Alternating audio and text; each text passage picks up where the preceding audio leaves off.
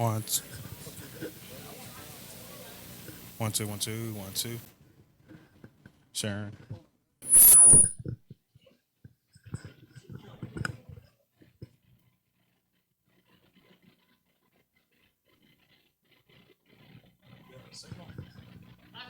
Oh,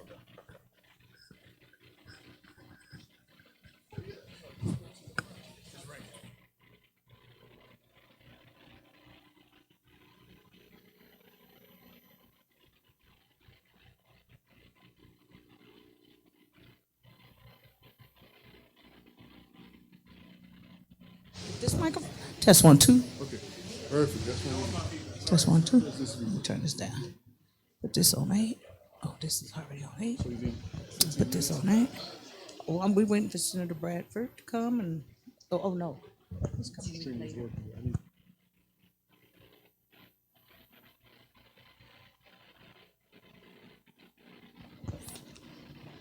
Ladies and gentlemen, thank you so much for coming. We're so excited that you're here on today. We'll be starting very shortly. It's going to be a wonderful program. We're going to have a lot of great special guests, a lot of great panelists, and a lot of great information for you to learn and to share on today. Let's give yourself a great round of applause for being here on today for this wonderful session and program. We want to let you know, feel free to, when we start going live, to feel free to move up near the front couple seats in the venue so that our online audience that will be watching live will be able to see our venue is full of more people. We have more people scheduled to be here and to come. We want to make sure we accommodate everyone on today. Our program will begin very soon. Welcome all of our very special guests. Don't forget to shake somebody's hand or give them some sanitizer and a fist bump and greet them and welcome to a wonderful event. Network and let people know who you are as we celebrate Juneteenth 2022.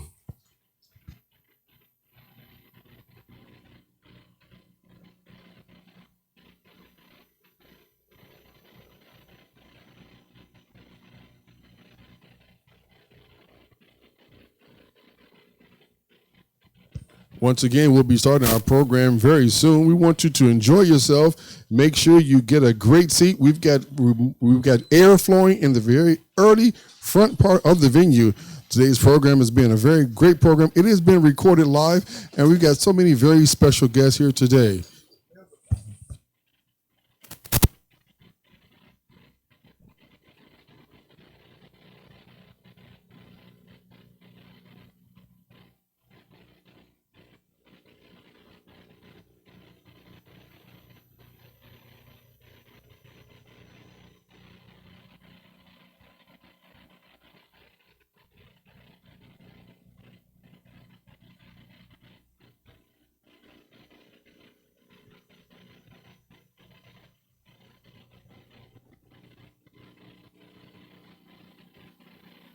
Once again, we're having a very special program on today. We're glad to see so many very special guests, so many wonderful people on today. We'll begin shortly. Want to make sure that you sit back, relax, and enjoy today's program.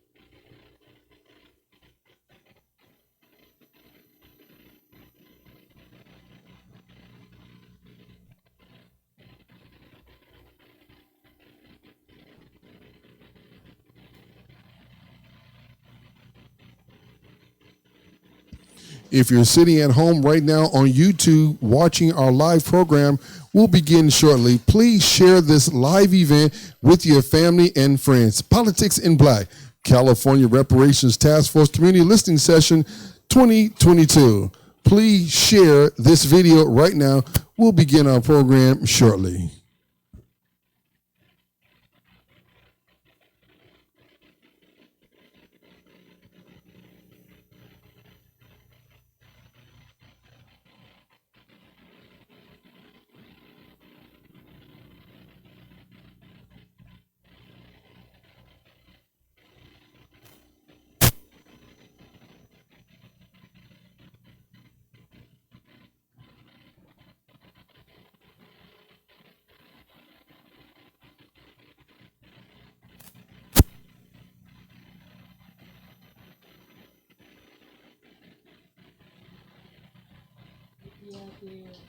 Thank you very much for all of our online family members that's watching and sharing the program. Today's program is being brought to you by the NAASDLA and also CJAC, CJEC, and also the California Black Women's Health Project.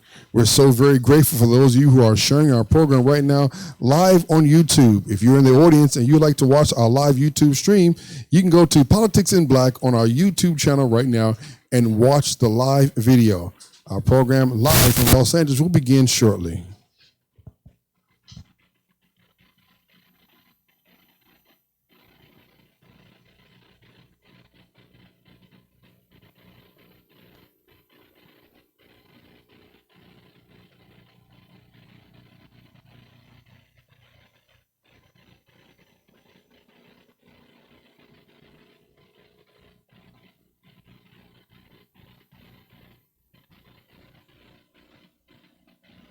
We're so excited to have you here today for a wonderful program. We'll begin shortly.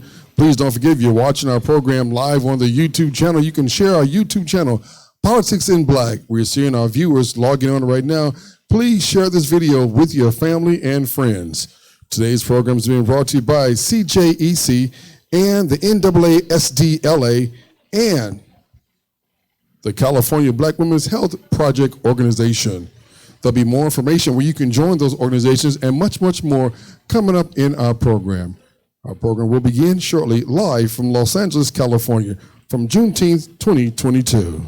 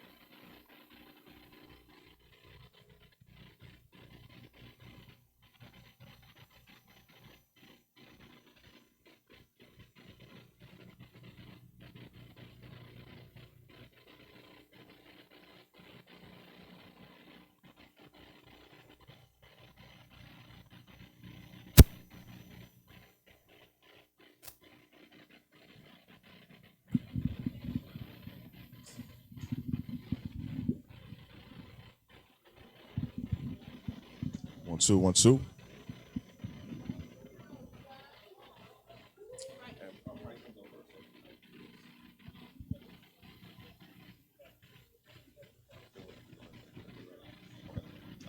This one.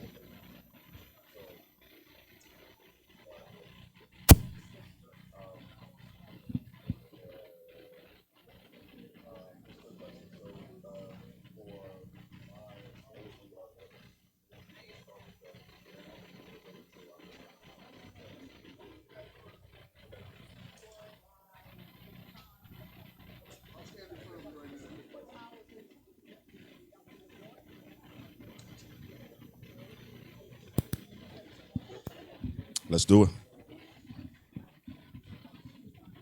Not yet? Okay.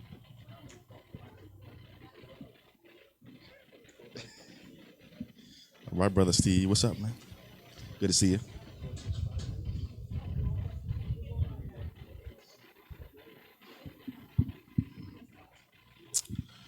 Get in the queue.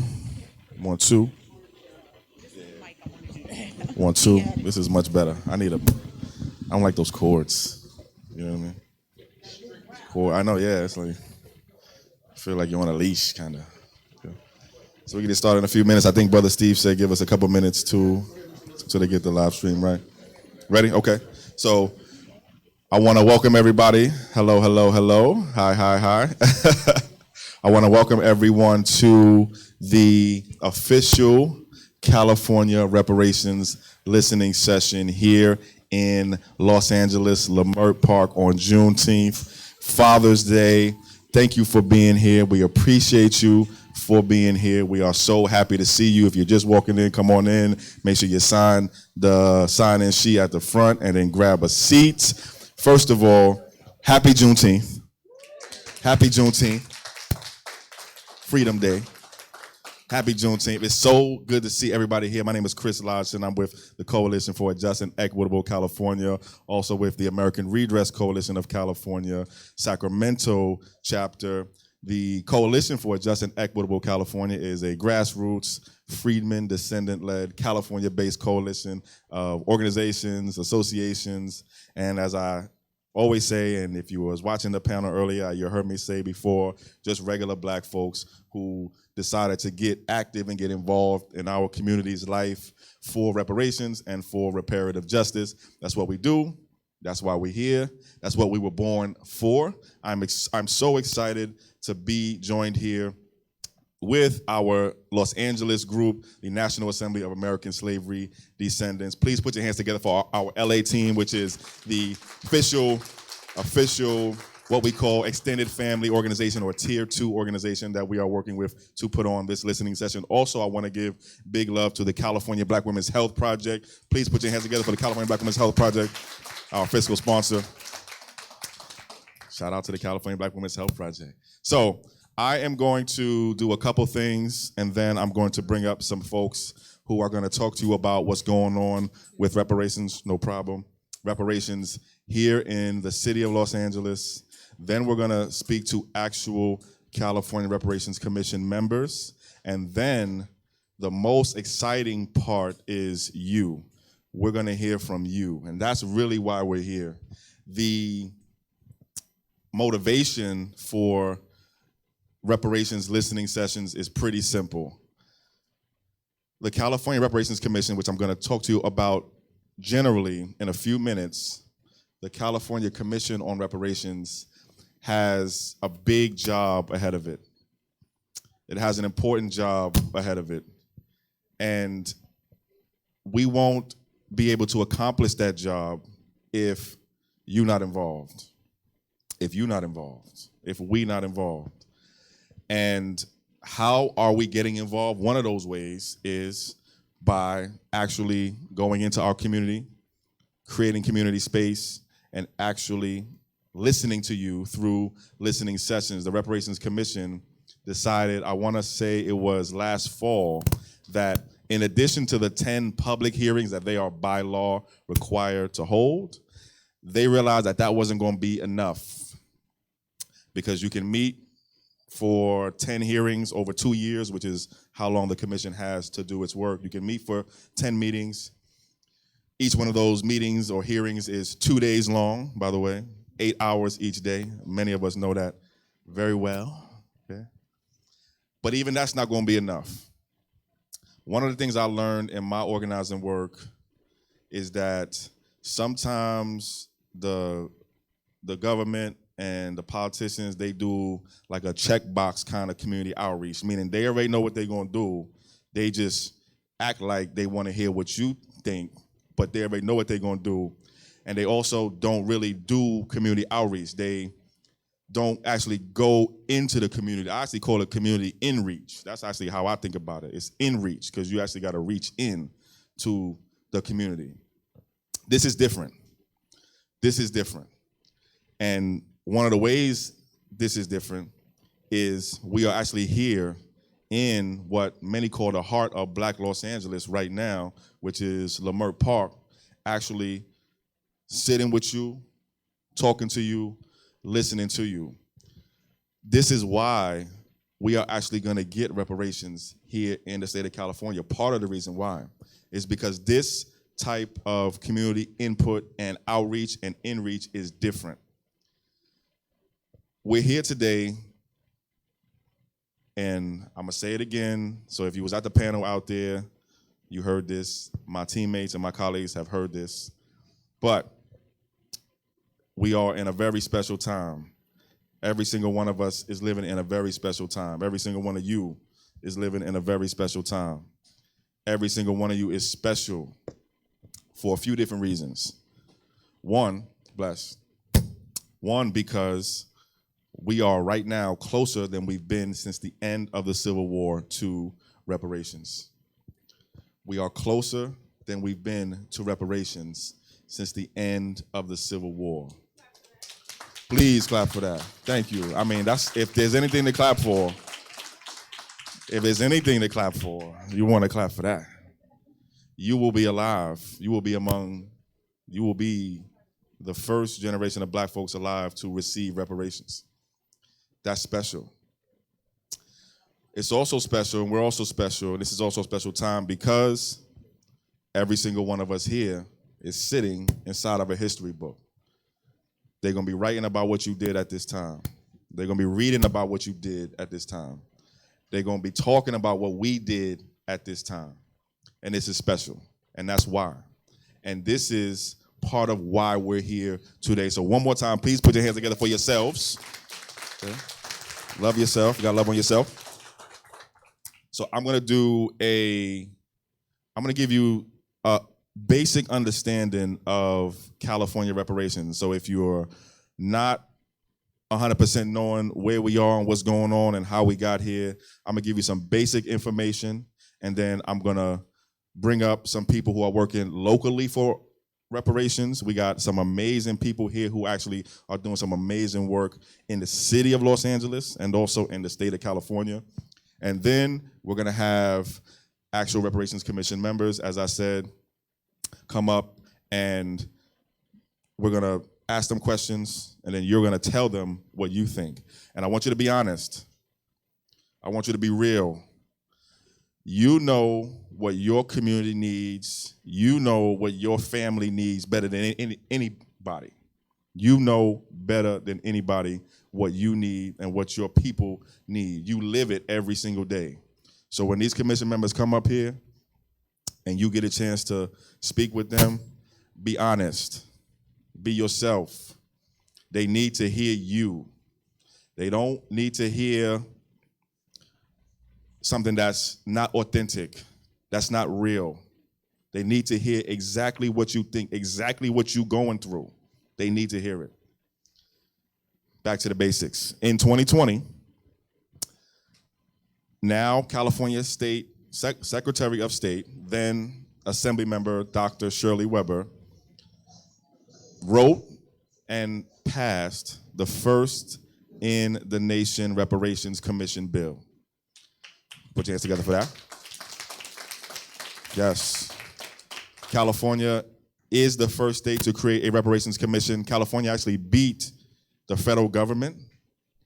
There's no other state with a reparations commission even to this date yet. There are a bunch of states, though, that have said, see what California did, now we want to do something like that too. I'm talking about New York, I'm talking about Jersey, I'm talking about a bunch of different states. By the way, I'm originally from New York, so you're going to hear New York twang, a little Brooklyn twang, okay? So just keep that in mind.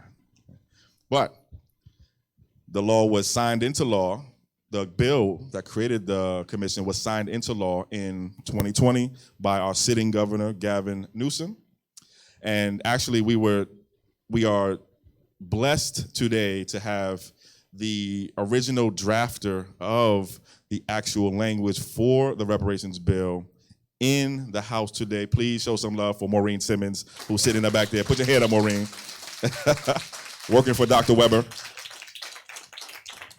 as an intern, working for Dr. Weber back in 2020. Maureen drafted the language that is now the first in the nation reparations bill.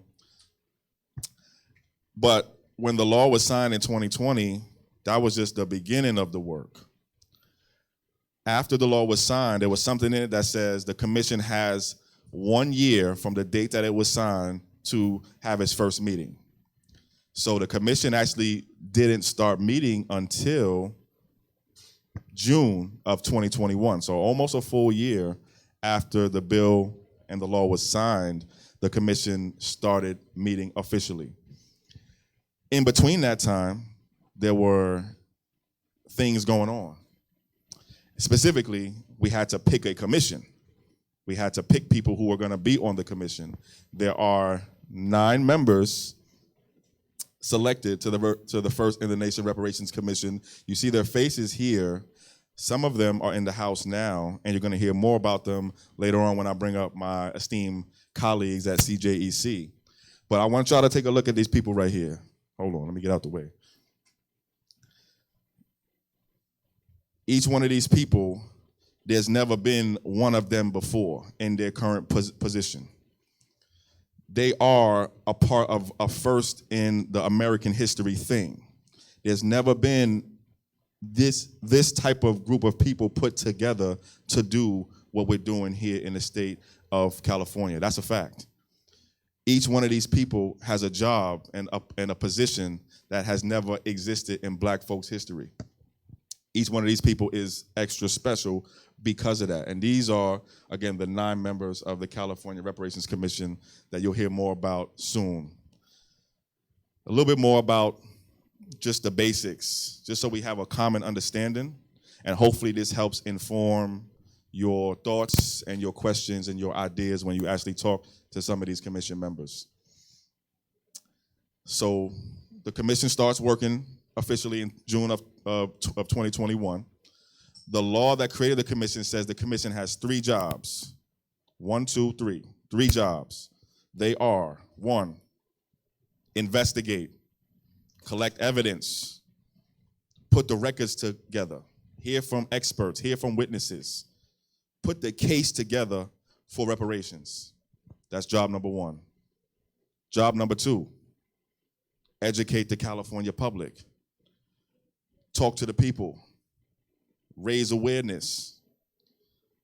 You did all this investigating, now share what you learned. That's job number 2. Job number 3, this is what I'm most excited about. But before I go to job number 3, let's talk about jobs number 1 and number 2 for a few more minutes. Just in the last couple of weeks, the Reparations Commission released its first report. And in the law that created the Reparations Commission, it says the commission has to release 1 report in the middle of its work and 1 report at the end of its work. In that first report is all of the investigating, all of the collecting the evidence, all of the things that we learned over this first year of work is in this first report. All of the testimonies, all of the witnesses that we heard from, all of the information that we've collected over this first year is in that first report. The first report is public. It's out now. If you want to read it yourself, you can go to www.oag.ca.gov/AB3121, or just go to our Twitter and click the link on our Twitter. It's also on our website as well, cjecofficial.org. It's a 492-plus page report. I said this at the panel earlier. That's a lot. Right. It's hundreds of pages, right? 500, 600 pages, right. I don't remember I haven't been in school in years, so I don't want to make my teachers look bad, but I haven't read anything 600 pages, I think, ever. So, if you're like me and you are not of the reading 600 pages type, you can, by the way, I'm encouraging you to read it though, okay, read it. But if you would like to have it read to you, you have me. I'm reading chapter by chapter of the report on Twitter every single Monday, and we're recording those readings, and we'll make them available. They're public now. You can hear me read chapter 1 and chapter 2. By the way, it's on Twitter and it's on Twitter Spaces. So we read for about an hour, and then we talk about what we read for about an hour too. So this is public.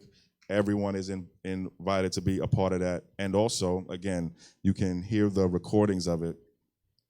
They're on our Twitter page now, but we'll make them available on our website too. So I said there were 2 jobs, right? There were 3 jobs, and we talked about the first 2. First, collect evidence, investigate. Second, educate. We just talked about the first report that helps do those two things. This is the one that I'm most excited about, this third thing. And this will be historic in ways that I don't think we even understand yet. The first report that I talked about has a lot of history in it. It's probably the biggest, deepest report on black folks since the 1960s, something called the Kerner Commission back in the 1960s. The Kerner Commission back in 68, I think, did a report and tried to understand what was going on in black folks' life. There's that, and then there's this. Okay? But this third thing that the commission has to do is the most exciting to me, and that is it actually has to create an actual reparations plan. So, okay, we took a year, and at the end of this will be 2 years to learn what's going on, to understand why we need what we need. But what are we actually gonna do? What are we gonna do about what we learned? What are we gonna do? What are the reparations? And that's the next year of work. And that's why you being here right now is so important, because the answers to those questions come from you. They come from you, and you, and you. They come from us. What are the reparations? What is it? What are we gonna do? Y'all know in government, the politician stuff, we do a lot of talking. A lot of talking. We talk a lot about the problem. We talk a lot about the problem, and then we keep talking a lot about the problem. Why nothing changes though? Why don't nothing change though? I mean, if we understand the problem so well, why do nothing change? That's the real problem. Not yet, not yet, not yet, not yet. Oof, yeah, gave me chills with that one. Oh, I like how you're thinking. I like how you're thinking. The commission has to actually figure out what we do about the problem and create a reparations plan. That plan will be in the final report that comes out next summer around this time. And that is why we need you more than ever right now. Because again, as I said to start, you know what you need and your family needs more than anybody else. You know what's going on and what would fix what's going on more than anybody else. A little bit more of the basics, and then I'm going to bring on some of the folks here who are going to do a lot better than I am talking to you about what they're actually doing.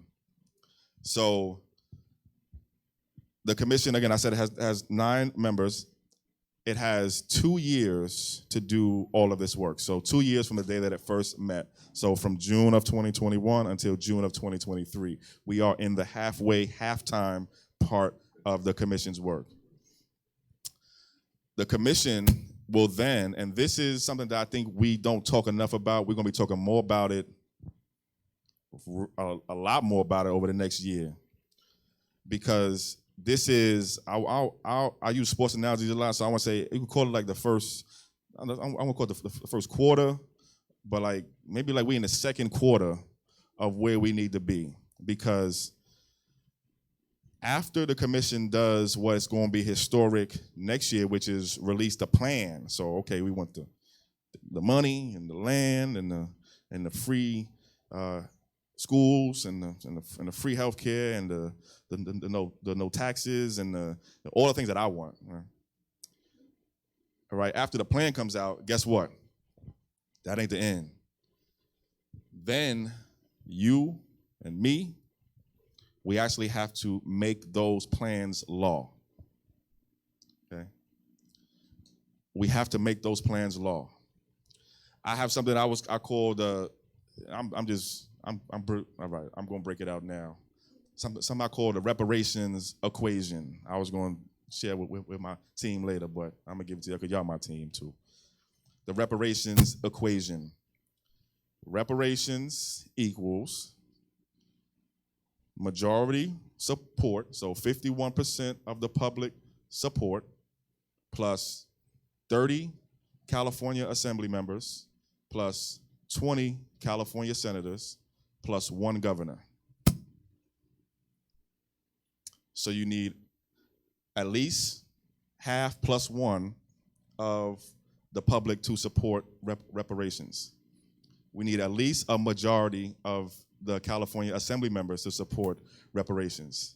We need at least a majority of the California senators to support reparations. And we need at least 1 governor to sign the reparations legislation. That's where we will be in 2023. That's where our work begins in 2023. Okay?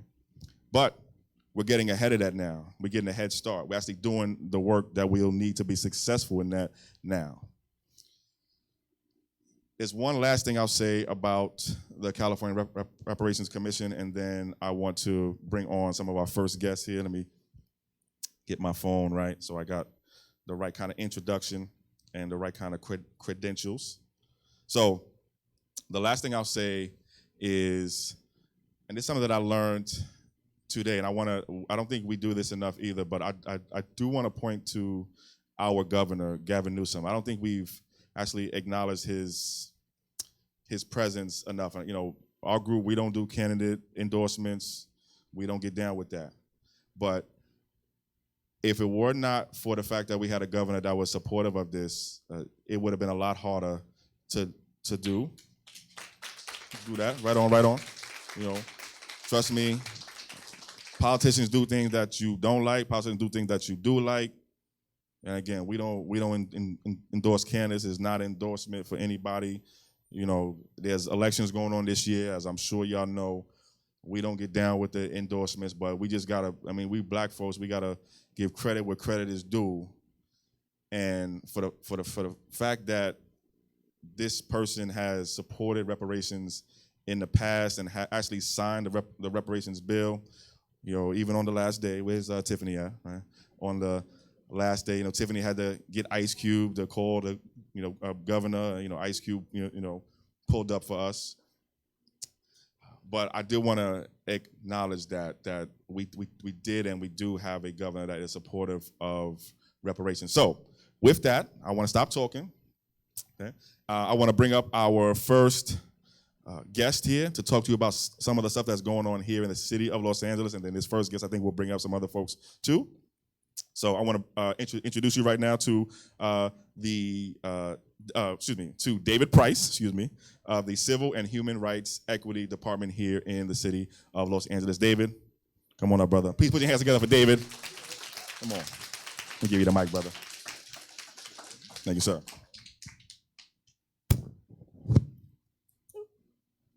Dropped it on the floor, right?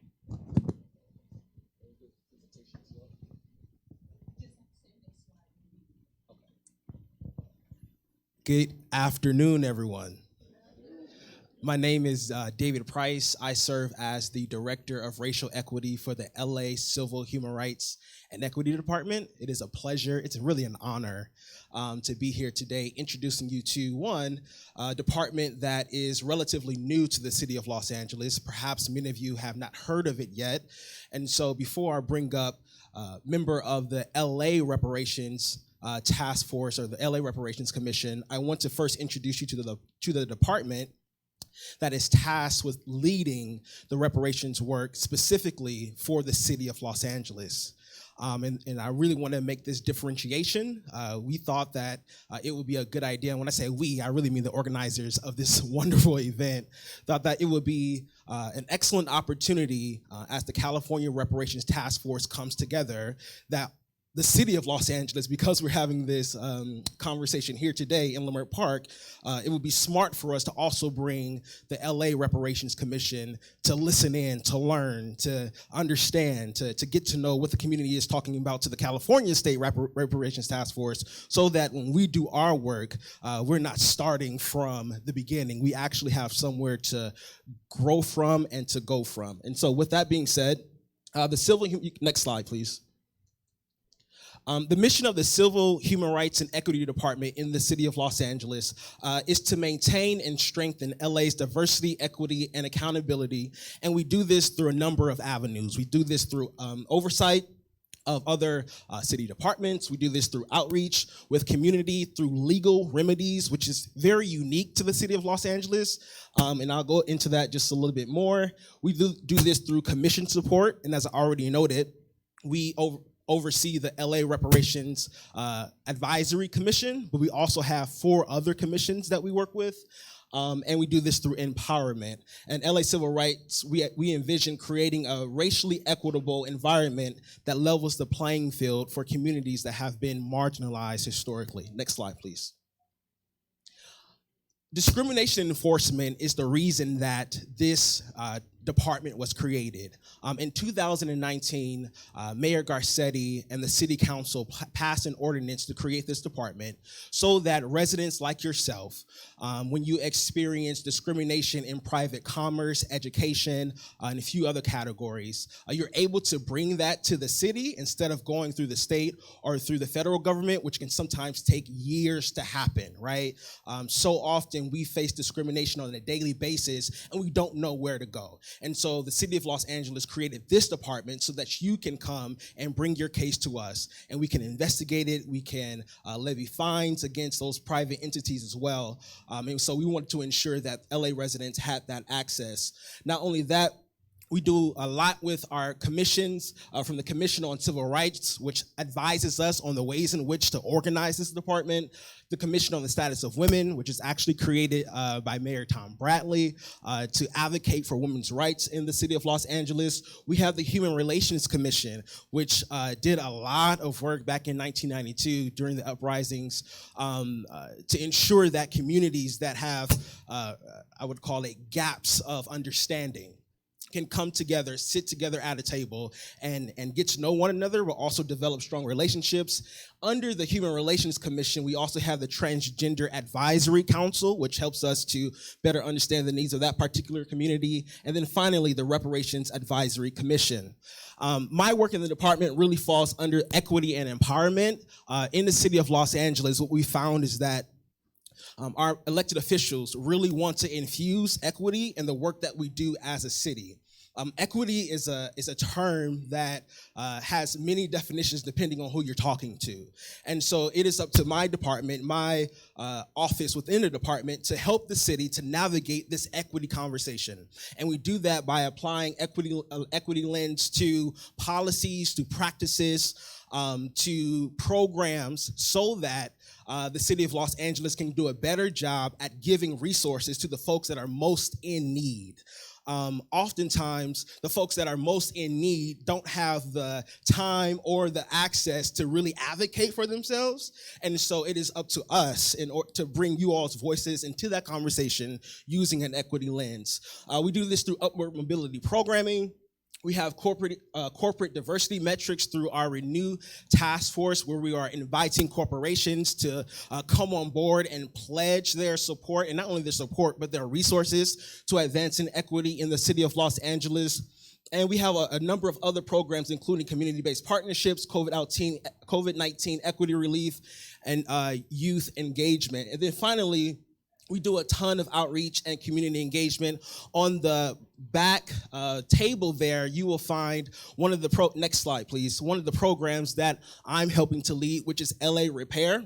And I'll tell you a little bit more about that here, but it is really one of the most novel programs in the city of Los Angeles to engage communities. In this program, we are starting with 9 what we're calling repair zones. REPAIR stands for Reforms for Equity and Public Acknowledgement of Institutional Racism. Reforms for Equity and Public Acknowledgement of Institutional Racism. And this is just one of the ways that we engage the public in trying to hear your voice. LA Repair is participatory budgeting.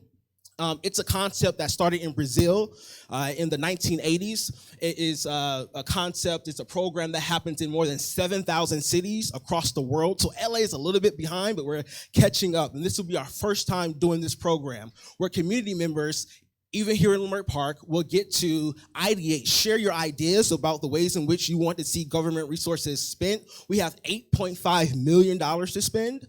Not only will you get to ideate about how these dollars are spent, but then our community-based organizations are going to come and propose ways to address those issues. Those proposals will be given back to the community for you to vote on which programs that you want to see implemented in your community. And then finally, those dollars will be sent to the relevant community-based organizations that wins based off of your votes. And so we want you to understand this program. We have some more information in the back about that, but this is just the work of the Civil Human Rights and Equity Department.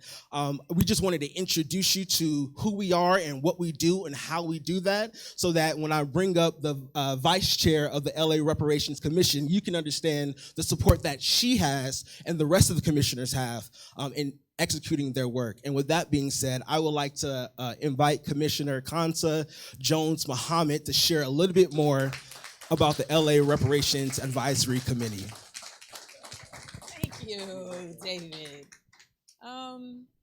Yeah, so now everyone knows my name.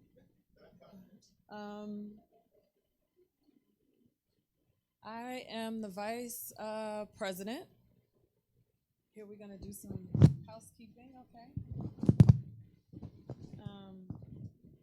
Yeah, so I am Kansa Jones Muhammad. A lot of you know me as Friday Jones, and I am the vice president to the LA Reparations Commission. I thought we were gonna have Manla Kaisi, but he is not here, so I'm gonna carry the show for him. Next slide, please. There are 4, 5, 6, 7 of us.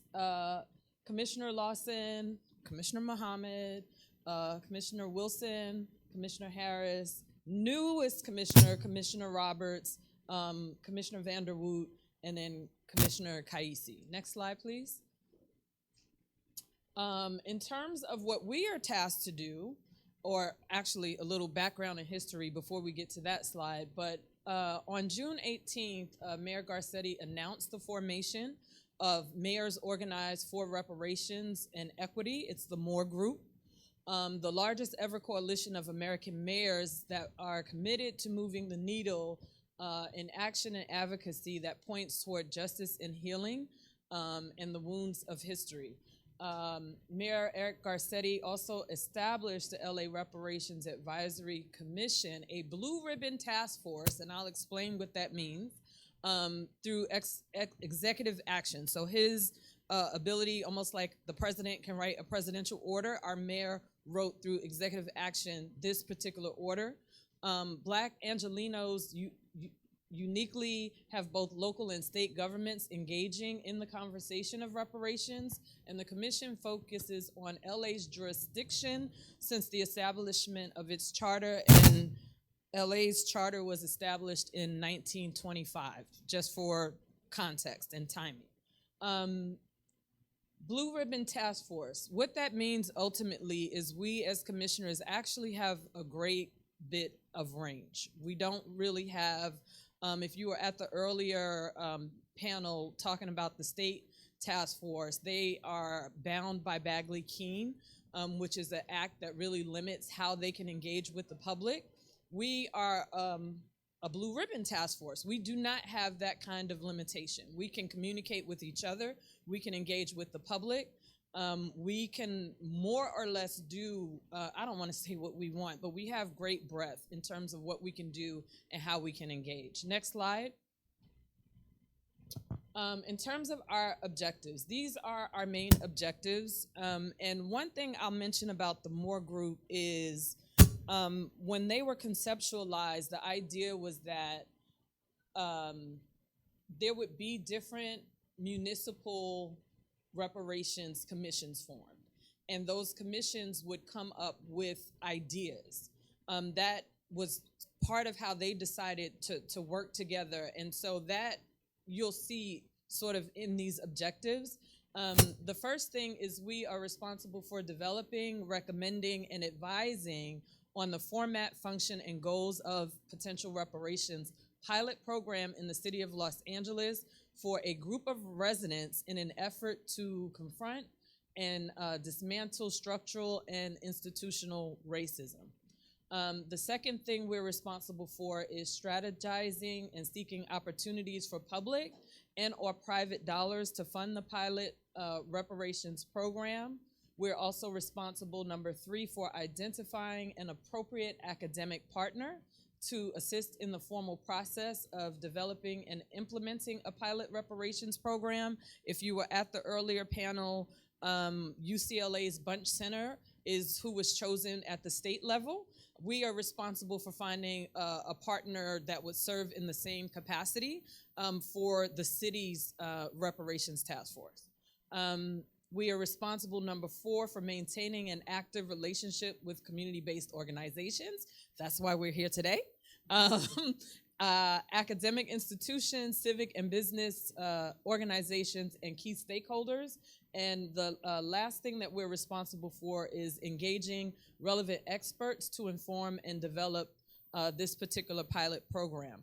I can tell you from the conversations that our commission has had, even though we are responsible for developing a pilot program, our intention is to actually make robust recommendations so that the city can, kind of like the state task force, they can take the feedback that we get from community and from the public, and we can take what governance the city itself is responsible for, and we can make recommendations that the mayor and the city council can take upon themselves to do. So I just want you to know that even though this is our scope, we are expanding because we're Blue Ribbon, and we can kind of make up some of our own rules. Next slide. In terms of a timeline, so in a perfect world, this is how I'm going to phrase this slide. In a perfect world, we will get through what we're tasked to do in a year, in a perfect world. The world is imperfect, so you don't see dates here, but I want to just give you what the process itself is going to look like. So 1, establish a commission, the bylaws, and the leadership.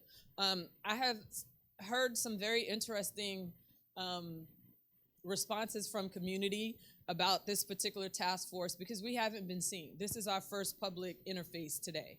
And part of the reason that we have not been seen is because we've been in phase 1. And we literally took a blank sheet of paper and developed with David's help, a lot of David's help, our bylaws and what that looked like, and then who was going to do what. And we have a president, a vice president, and I think we have a secretary. And we also have 2 subcommittees that have been formed. One subcommittee is for the RFPs, and what does RFP stand for? Request for proposals. Okay, so I had to learn that as a new commissioner. But the RFPs are what we are going to put out into the public in order to get our collegiate partner, our institutional partner, and a couple of other roles that we determined were needed for this process. And so once those RFPs go out, we are going to procure our research partner. That's phase 2. Phase 3 will be, we will conduct community town halls with local residents and the experts that we bring in for our work.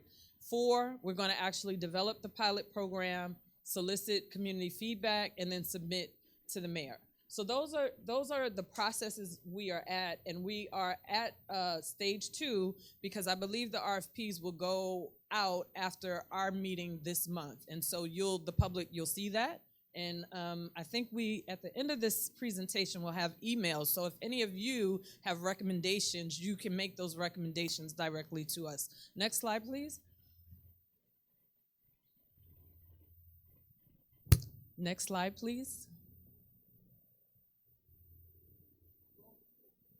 I'm like, I see the mouse. It's not going.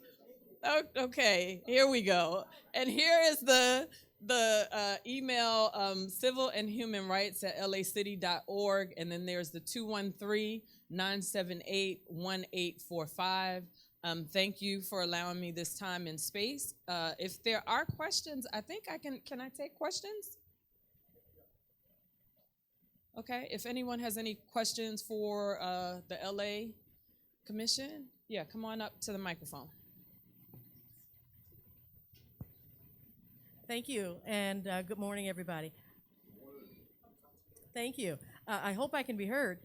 I do want to ask, for those of us that don't live in LA City, but LA County, would either of your programs be expanding countywide soon? So we have not interfaced with the Board of Supervisors to date.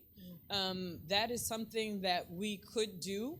I guess if there's enough of an ask for that, that's something we could do to bring them in. I know in terms of the city of LA, there is an interface office with the Board of Supervisors, and we could, but that's not something that we are tasked to do as in terms of county, because county is a separate body and it has its own governance and its own budget that's separate from the city of LA. Thank you. Please know that we'd want it too at a countywide level. Okay.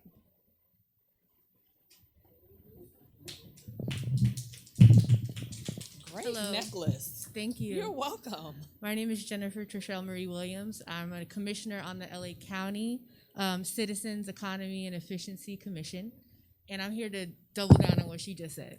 Okay. I've done the data analysis myself, and a large percentage of Black LA County residents live in unincorporated or outside of LA City. We're talking about Inglewood, Compton, Willowbrook, unincorporated Westmont, West Athens, and all of these communities deserve to be included in the great work that you are doing. Thank you very much. Thank you for that.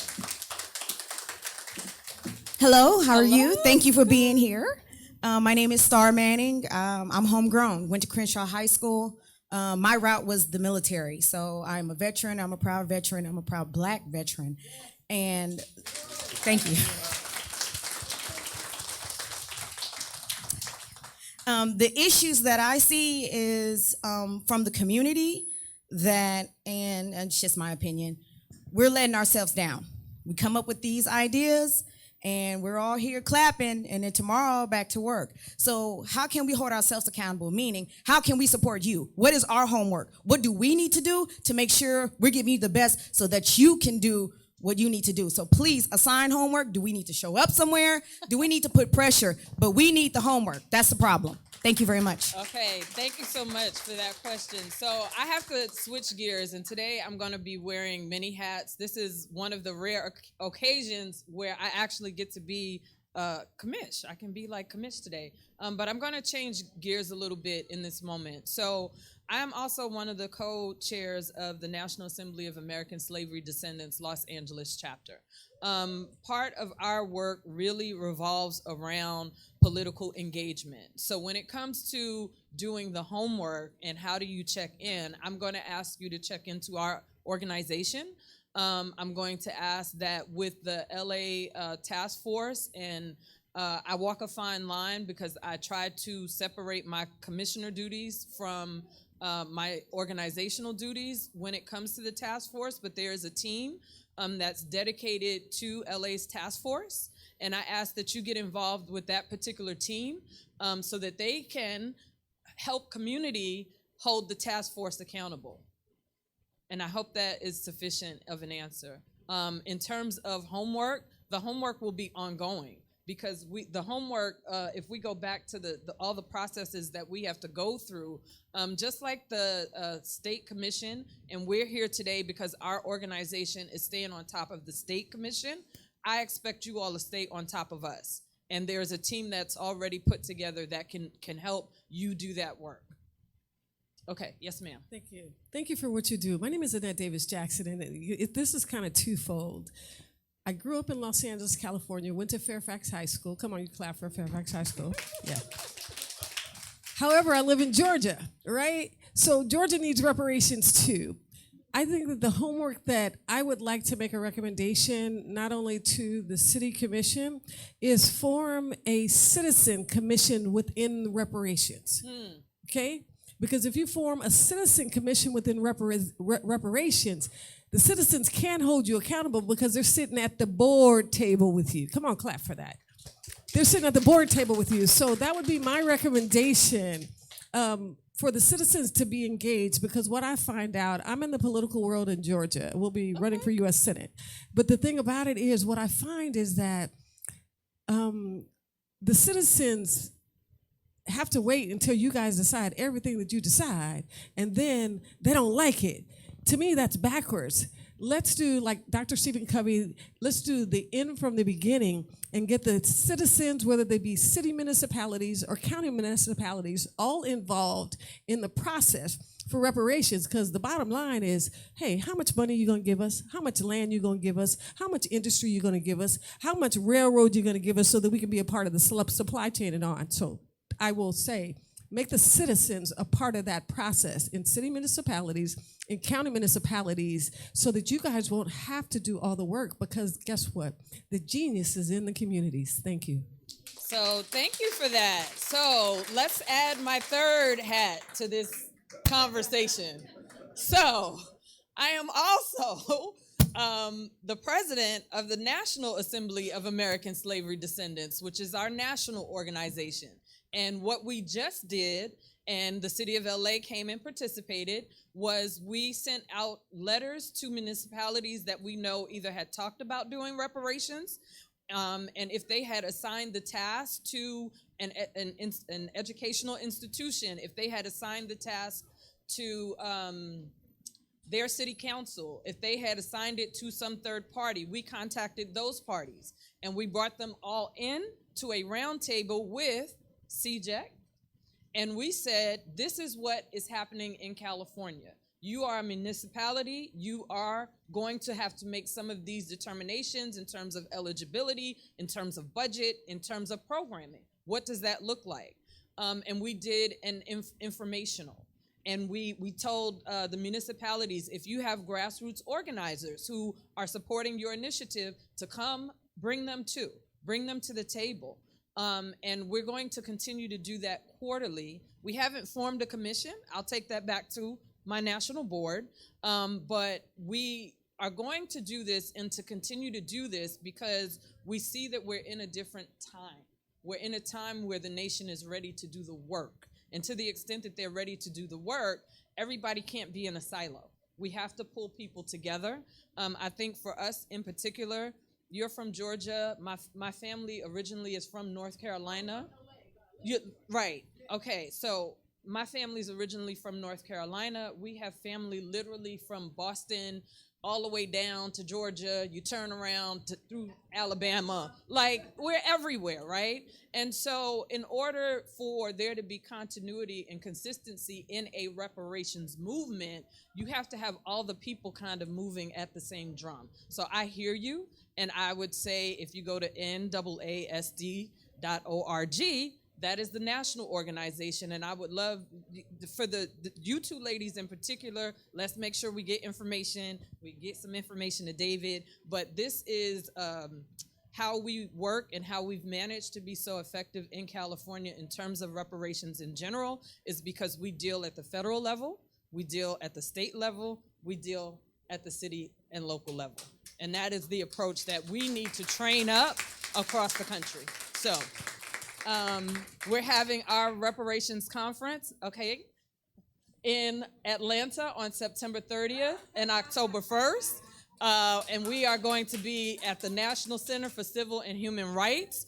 That is a new facility and museum that was built, I think, in partnership with Morehouse. They have writings of Dr. King. This will be a time for the reparationists to come together. And so our tickets were supposed to go on sale today, but I've been told they are going to drop tomorrow because we are here doing this work today. So please look for that. It's going to be a really, really well put together program, and we need people to show up to be a think tank for us.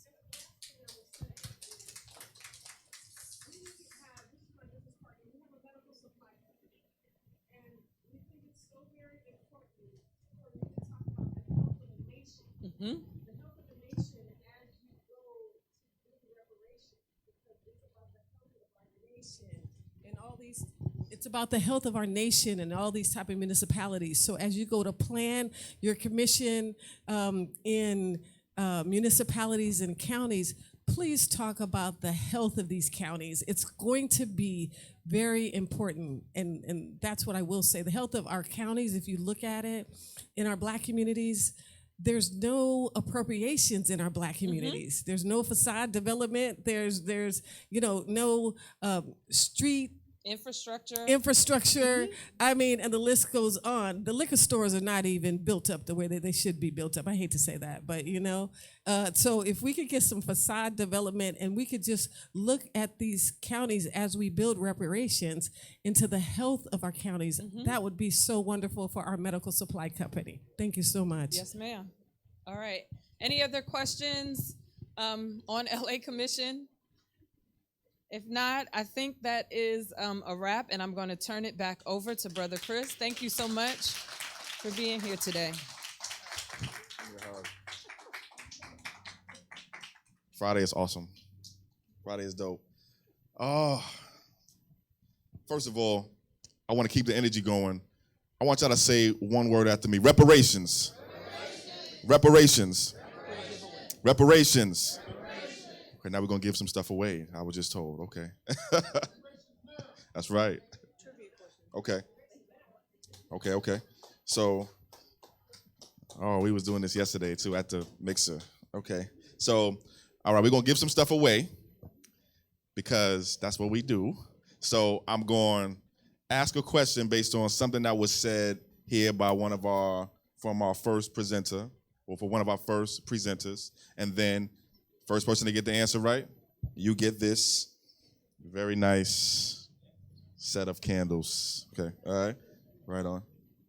Yep, very nice. So, all right, so I want you to name for me the office that the brother David Price works in. What is the name of the office that, oh my goodness. She was, if you was there yesterday, come on. Hold on. Let me come over here. The Civil and Home Rights and Equity Department. That's it. There it is. Come on down. Oh my goodness. You cleaning up. She's coming for the gifts. Okay. All right. Mad candles. All right. Next up, we're going to do one more. This is a laptop charger, I think. This is a laptop charger, okay? This looks expensive, okay? So, name for me the coalition of mayors. What is the name of the coalition of mayors that, I saw a hand go up. Hold on. Let me come over there. Hold on. Yes. Is it called More? That's right. That's right. Come on down. Let me get you this here. Okay. All right. Here you got a laptop charger. You're welcome. Great questions, by the way. Okay. So, next up, I want to bring up, actually, I'm going to bring somebody that you just, my brother. Oh, my brother. All the way from the Bay Area. Hey, how you doing, sis? How you doing? Good to see you. So, I want to bring up now two people that I work with and have worked with for years, and then they're going to bring up some of the Reparations Commission members. They're going to have a couple of questions for them, and then y'all going to talk to them. That's really what we're doing next, okay? Because that's why we're here. We're here to hear from you. Okay? That's why we're here. Again, as Friday was saying, as the brother David Price was saying, this ain't going to work without you. Okay? You know everything that you need, and we need to know that. So I want to bring up two people who right now have a ongoing, I think it's every fourth Sunday of the month on YouTube podcast, I'm getting a head nod, podcast, that the two people who have been active in the reparations space and what we call the new generation of reparationists for several years now, two people who have been at the core of why we have California reparations, and one of those people you actually just heard from. Okay? So without further ado, I want to bring up my brother Chad Brown and bring Friday Jones back up here of Politics in Black. Come on back up here, get up here. Come up here and do your thing, brother man.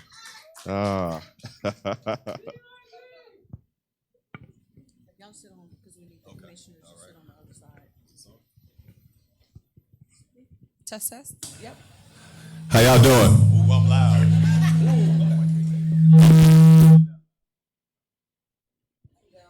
I'm loud, but I'm not that loud. How y'all doing? Happy Juneteenth. Happy Father's Day. Yes, happy Father's All Day. right. Yeah, no, this is a great, y'all beautiful black people. I love being here. I really love being here. So as my brother here introduced us, and by the way, this brother gives us flowers. I always have to give them right back to him because for those who know, Chris Lodgson is one of the hardest working organizers we have in the state of California. Yep. And he deserves every bit of applause and every bit of love that you give him because he is a driving force behind the scenes. He brings us all together and makes sure we're all on task and that we're all moving forward. So with that said, he did say, we do have a small little podcast called Politics in Black.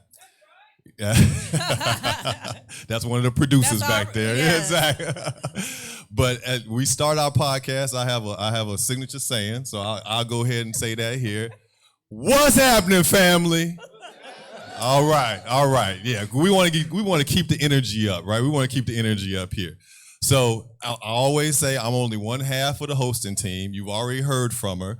She wears many different hats, as she said, and this is one of the hats she wears very well, very well. She keeps me on task and on topic and shuts me up when I need to be shut up as well. Not always. Sometimes I need you to shut me up more. But anyway, Friday Jones, KJ, Kanza, Jones Muhammad, AKA, right? I know. So it's a pleasure to be here, number one, on Juneteenth talking about reparations. I just posted out that there's no place I'd rather be today than with my colleagues from CJEC, NAASDLA, here in Leimert Park, in historic Leimert Park, on Juneteenth, talking about reparations. And as my good brother Chris said multiple times yesterday, I couldn't agree with him more. You can't talk about Juneteenth unless you talk about reparations. Yep. You can't talk about emancipation unless you talk about reparation. And so if you're here, you understand that and you're in the right place today. So with that, Friday, I don't know if you have anything to add. You were talking a long time before. Look, I do want to add a couple of things. So Go ahead. You heard our producer. That was Dana. So I want to recognize Dana, Yes, one Dana, of our Politics Dorsey. and Black producers. Yes. Tiffany Quarles is Tiffany outside. Quarles. Yes, one of our executive producers. We have Crystal Gordon Crystal also Gordon. on our production team. So wait, about Crystal, people talk about the glue behind the scenes that holds everybody together. That's our Elmers right there. So Crystal Gordon, thank you for everything you do.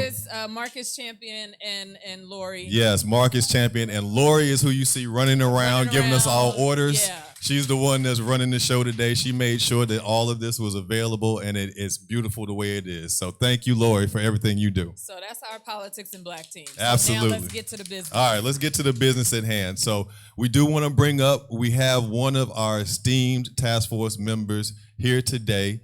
And as you know, this is a listening session. So we're not going to talk much up here. We want to hear from you. But first we want to talk about each one. Okay. Well, I will, as Chris said, it is a 9-member task force. You see their pictures up here. I'll start at top left with our good brother, Jovan Scott Lewis. Yeah, you can clap for Jovan. You can clap for that brother. And he has a new book out. He has a new book out. He might be somewhere down here today. So if you see a brother with dreads and glasses, I know it's a lot of them out there. But if he looks like that, that's our brother Jovan. Please say hello to him, right? And so, brother Jovan, let me pull up his bio because I do not want to get any of this wrong here. I want to make sure we are giving him his proper due. So he is a PhD and economic anthropologist and geographer who researches reparations, the political economy of inequality and race in the United States and the Caribbean. His current work focuses on the history and contemporary circumstances of the historic Black community of Greenwood and Tulsa, Oklahoma, and the consequences of the 1921 Tulsa Race Massacre. He is an associate professor and chair of the Department of Geography at the University of California, Berkeley. And what I want to call out particularly about our brother Jovan Scott Lewis is he is a Jamaican brother, but he made the motion at the March task force meeting for lineage-based reparations. He also gave a really He also gave a really beautiful explanation and definition of what it meant to be Pan-African. And one of the things that he talked about was the idea that Black Americans, particularly those of us who have come out of chattel slavery, lived through Jim Crow, were sharecroppers, experienced the Great Migration, that we deserve peoplehood, and as members of the diaspora, we have to recognize each other's peoplehood. Yep. And I thought that was a beautiful way to really explain how we should be accountable in holding each other up. Absolutely. When we talk about allies, Javon Scott Lewis, he's exemplary of what an ally should be. All right, so moving to the right, we have Donald Tamaki, and Don Tamaki is known for his historic work serving on the pro bono legal team that reopened the landmark Supreme Court case of Korematsu versus United States, overturning Fred Korematsu's conviction for refusing incarceration during the mass incarceration of Japanese Americans during World War II and providing a key legal foundation in the decades-long Japanese American redress movement. So our brother Don Tamaki has relevant experience in the Japanese community. As we all know here, Japanese Americans were able to achieve redress here in America for their unlawful internment during World War II. So we are very happy to have Brother Tamaki on the task force. And let's recognize also where we are. Crenshaw is a place where many of the interned came and settled to after internment. And so I forget the name, but over there by Earl's and Orleans and York, in that complex, the architecture for that particular complex on Crenshaw was actually developed after the Japanese internment. So there's a relationship here in our very own home Crenshaw district that is tied in to the Japanese community and the fact that they are here mixed in with our predominantly Black community. So I just want to point that out. You see who the brains of this operation is, right? So moving on to the right, you know this man, Senator Stephen Bradford. He's probably one of the most accomplished Black legislators that I've ever come across in my life. But he represents the 35th District and brings a lifetime of experience to the California State Senate. In over 2 decades of public service, first as a Gardena city councilman, then as a state assemblyman, and now as a state senator, Bradford has proven himself to be a great citizen activist and public servant. His parents, who taught him the value of giving back to the community, instilled public service in him. He made history when he became the first African American elected to the Gardena City Council. And Senator Bradford is also a member of the California Legislative Black Caucus. He is actually the head of the CLBC. And we are happy to have him on this commission because, as you heard Brother Chris say, when the task force issues their second report, that's not the end of the work. We still have legislative work to do. So it's great to have a legislator as accomplished as Senator Bradford on this commission. Okay. All right, and next, moving down to row 2, we have Miss Lisa Holder. And Ms. Holder, Esquire, is a nationally recognized award-winning trial attorney. She has been identified as a quote-unquote super lawyer by Los Angeles Magazine for 4 consecutive years and has previously been awarded the Soros Justice Fellowship by the Open Society Foundation. And we are very happy to have Ms. Lisa Holder on the commission here because we need attorneys. We need more attorneys from our community that understand the law, understand how the law has been used against us, but also understand how we can use the law in our favor. So we thank Ms. Holder for her service. And unfortunately, she had to leave, but Dr. Cheryl Grills was here in the house early. If you didn't know, I hope you had a chance to say hello to her. But Dr. Cheryl Grills is a PhD and a clinical psychologist with a current emphasis in community psychology. She is on the faculty of Loyola Marymount University, LMU, for the past 34 years.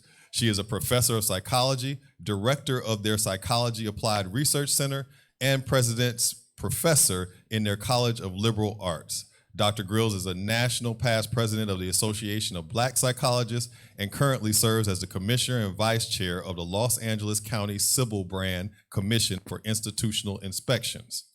So again, we are happy to have a variety of skill sets and talents on the task force. And Dr. Cheryl Grills brings with her a wealth of experience That mental in health component psychology. in Yes, the 500 absolutely. page report, I Absolutely. think had a lot to. She had a lot to do. That's with an the incredible mental health piece. contribution. We understand that we have been suffering here in this country for centuries. So there's some mental trauma there that we have to address, right? We have to talk about it, and we have to get over those obstacles.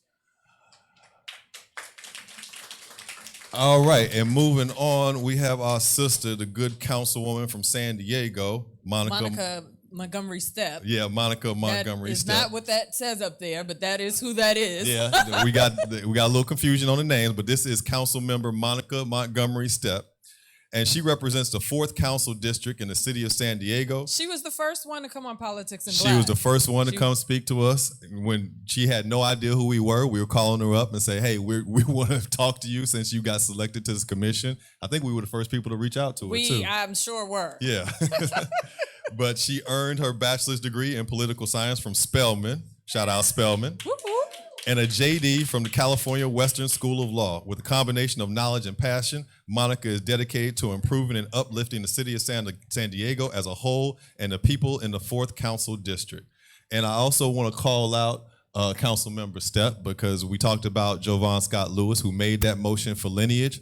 Well, Council Member Stepp, she seconded it. So that's why we got to the point of having a vote for lineage reparations here in California. So I'm going to save the best for last with our Chair Moore, and I'm going to move over to Reginald Jones Sawyer here, who you all are probably familiar with, one of our assembly members. And Assemblymember Reginald Jones Sawyer represents the 59th Assembly District, including the communities of Huntington Park, Florence Firestone, Walnut Park, South Los Angeles, and Exposition Park. Jones Sawyer also serves as the chair of the Assembly's Public Safety Committee and is a vital member of the Assembly's governmental organization, Labor and Employment and Budget Committees. So again, we have legislative work to do after this second report comes out. We are appreciative of the legislators that we have on this commission. And Assemblymember Jones Sawyer, I'm sure, will play a vital role in making sure that some of the proposals, the legislative proposals and bills that come out of this commission make it to the governor's desk and get signed into law. So we're appreciative of him. And now, the pastor, moving Dr. on to our vice chair, the good pastor, Dr. Amos C. Brown. And by the way, he's from Mississippi, so he's one of my favorites on here because I'm from Mississippi. But Amos C. Brown is in San Francisco, and he is a renowned civil rights leader who studied under Dr. King. He did a lot. I will say that. He did a whole lot. But I'm going to skip some of the paragraphs. And I'm just say Brown has been a pastor at the Third Baptist Church of San Francisco since 1976. He was a pastor at Pilgrim Baptist Church from 1970 to 1976 and at St. Paul's Baptist Church from 1966 to 1970. He is president of San Francisco branch and a member of the board of directors of the NAACP. And he earned his Doctor of Theology degree from the United Theological Seminary and a Master Theology degree from Crozier Theological Seminary.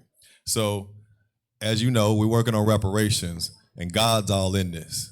So we are very grateful to have Dr. Amos Brown as vice chair of the California Reparations And you have Commission. to love his You historical gotta love him. anecdotes. You have to love Dr. He's Brown.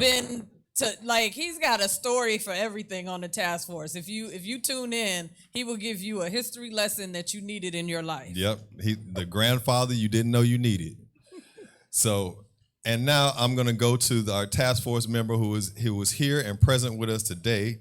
She is the esteemed chair of the California Reparations Commission, and she's just one of our good sisters and a champion for our people. Her name is Camilla Moore. And Camilla Moore is a repertory justice scholar and an attorney with a specialization in entertainment and intellectual property transactions.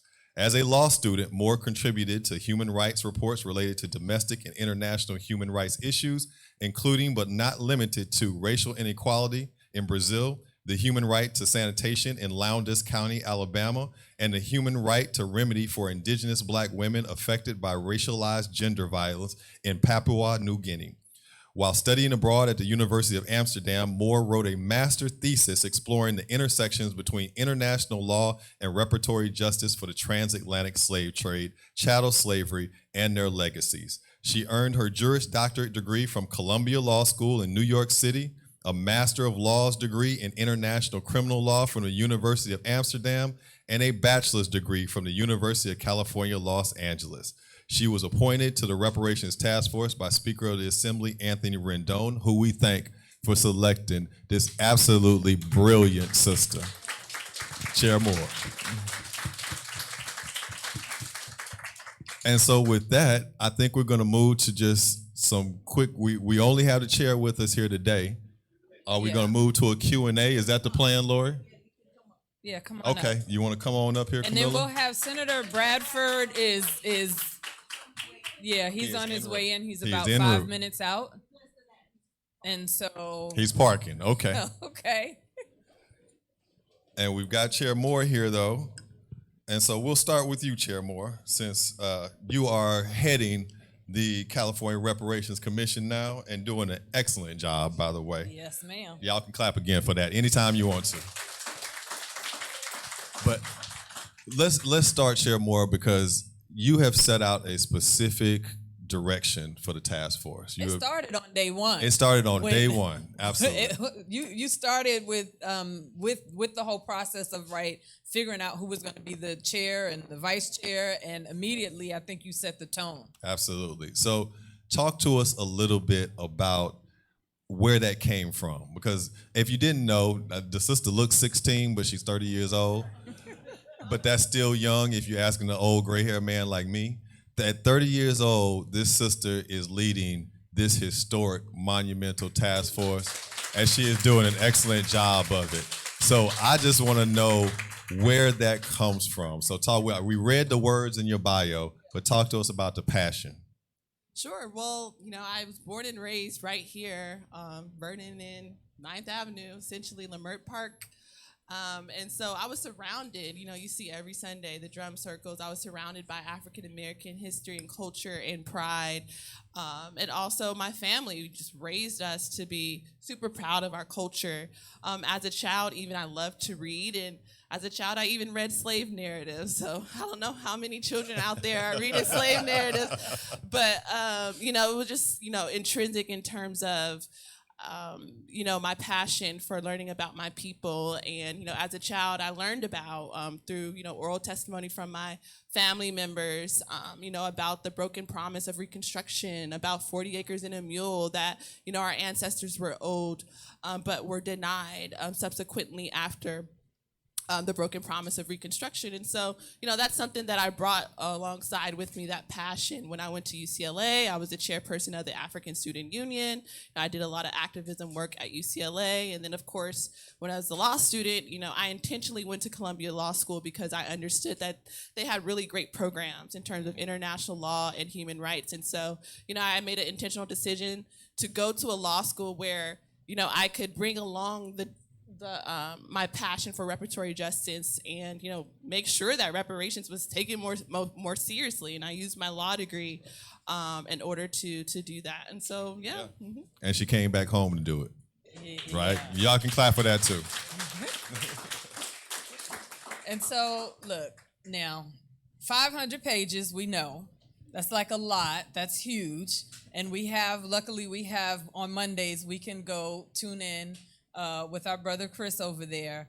But talk to us, almost like there was the preliminary report that we had access to. I think that was in the April hearings, and then the final report just came out and was released. Talk to us about the initial report sort of compared to what became the final report, and what really was some of the driving forces, because for us a big win was what was it? I want to say Freedmen's Bureau recommendation for us was a huge win. So just talk a little bit about just the report itself, that going from that initial to what we have now. And the significance.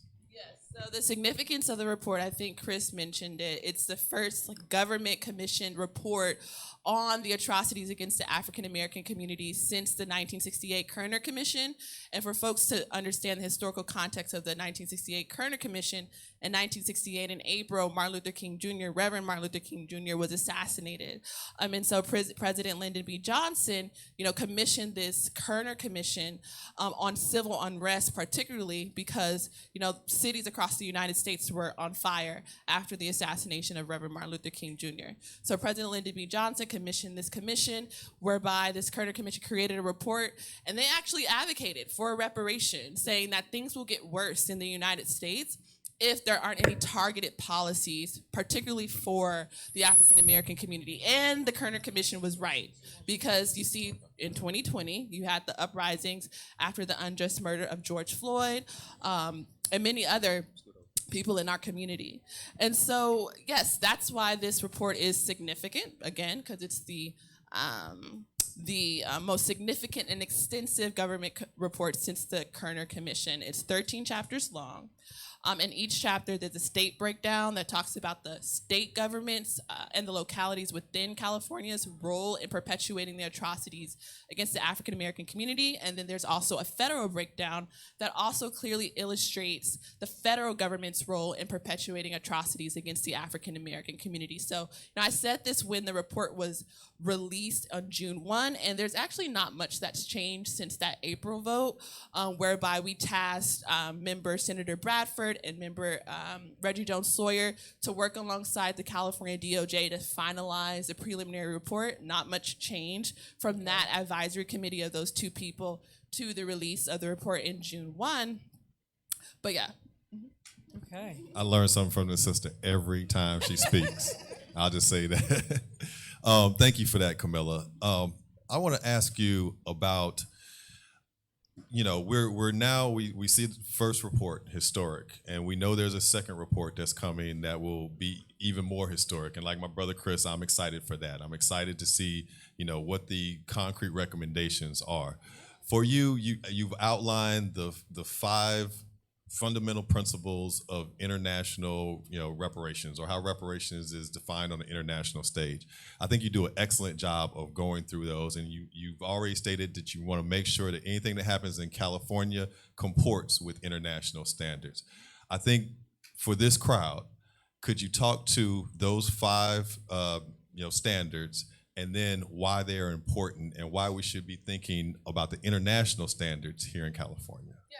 So those 5 forms of reparations under international law are important, partly because in the statute that the scopes and powers of this task force is predicated on, AB 3121, there's actually language in there, there's a provision in there that states that the final plan for reparations has to comport with international human rights law standards. So that's the knowledge base that I had when I went to law school and wrote my master thesis, and that's the knowledge base that I used to leverage my position on the task force, and I share the task force. So in layman's terms, the 5 forms of reparations under international law is compensation. So that's cash, checks, whatever you want to call cash money, whatever, compensation. There's also restitution, and so that accounts for stolen land, stolen wealth, stolen property, stolen intellectual property as well.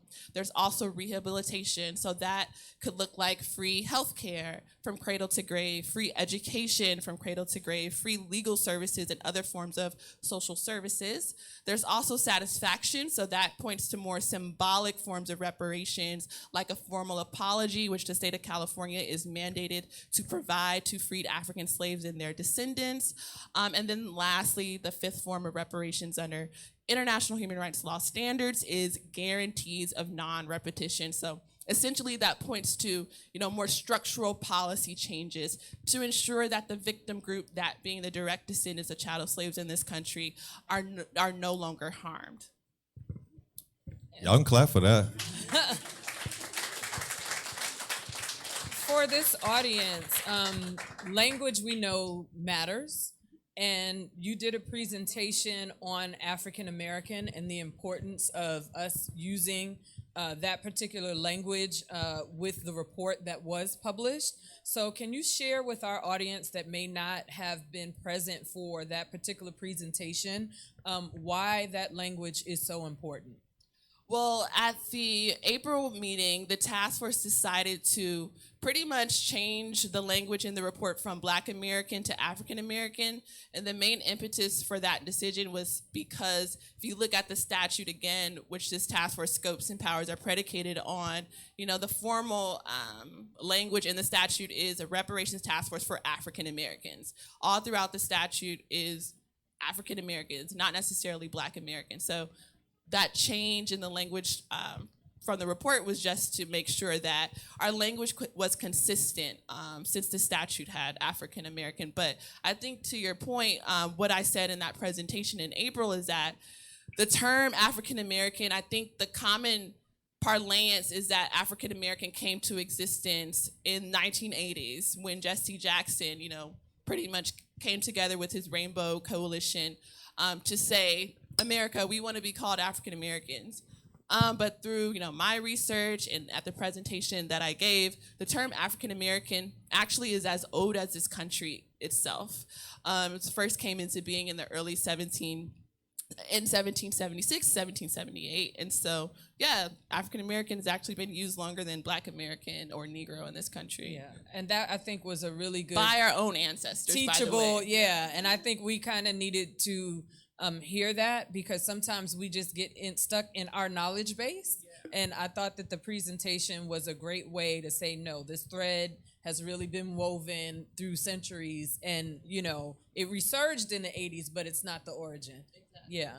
Something else I learned from the chair in this process. Okay, so I'll ask you a question that I've asked you before, but just in different manner. We know that reparations must be a federal project. We know that the federal government is the only party that is capable of closing the racial wealth gap and actually repairing our communities across this nation. I've asked you previously if anyone from the federal government has reached out to you around anyone that's working on HR 40.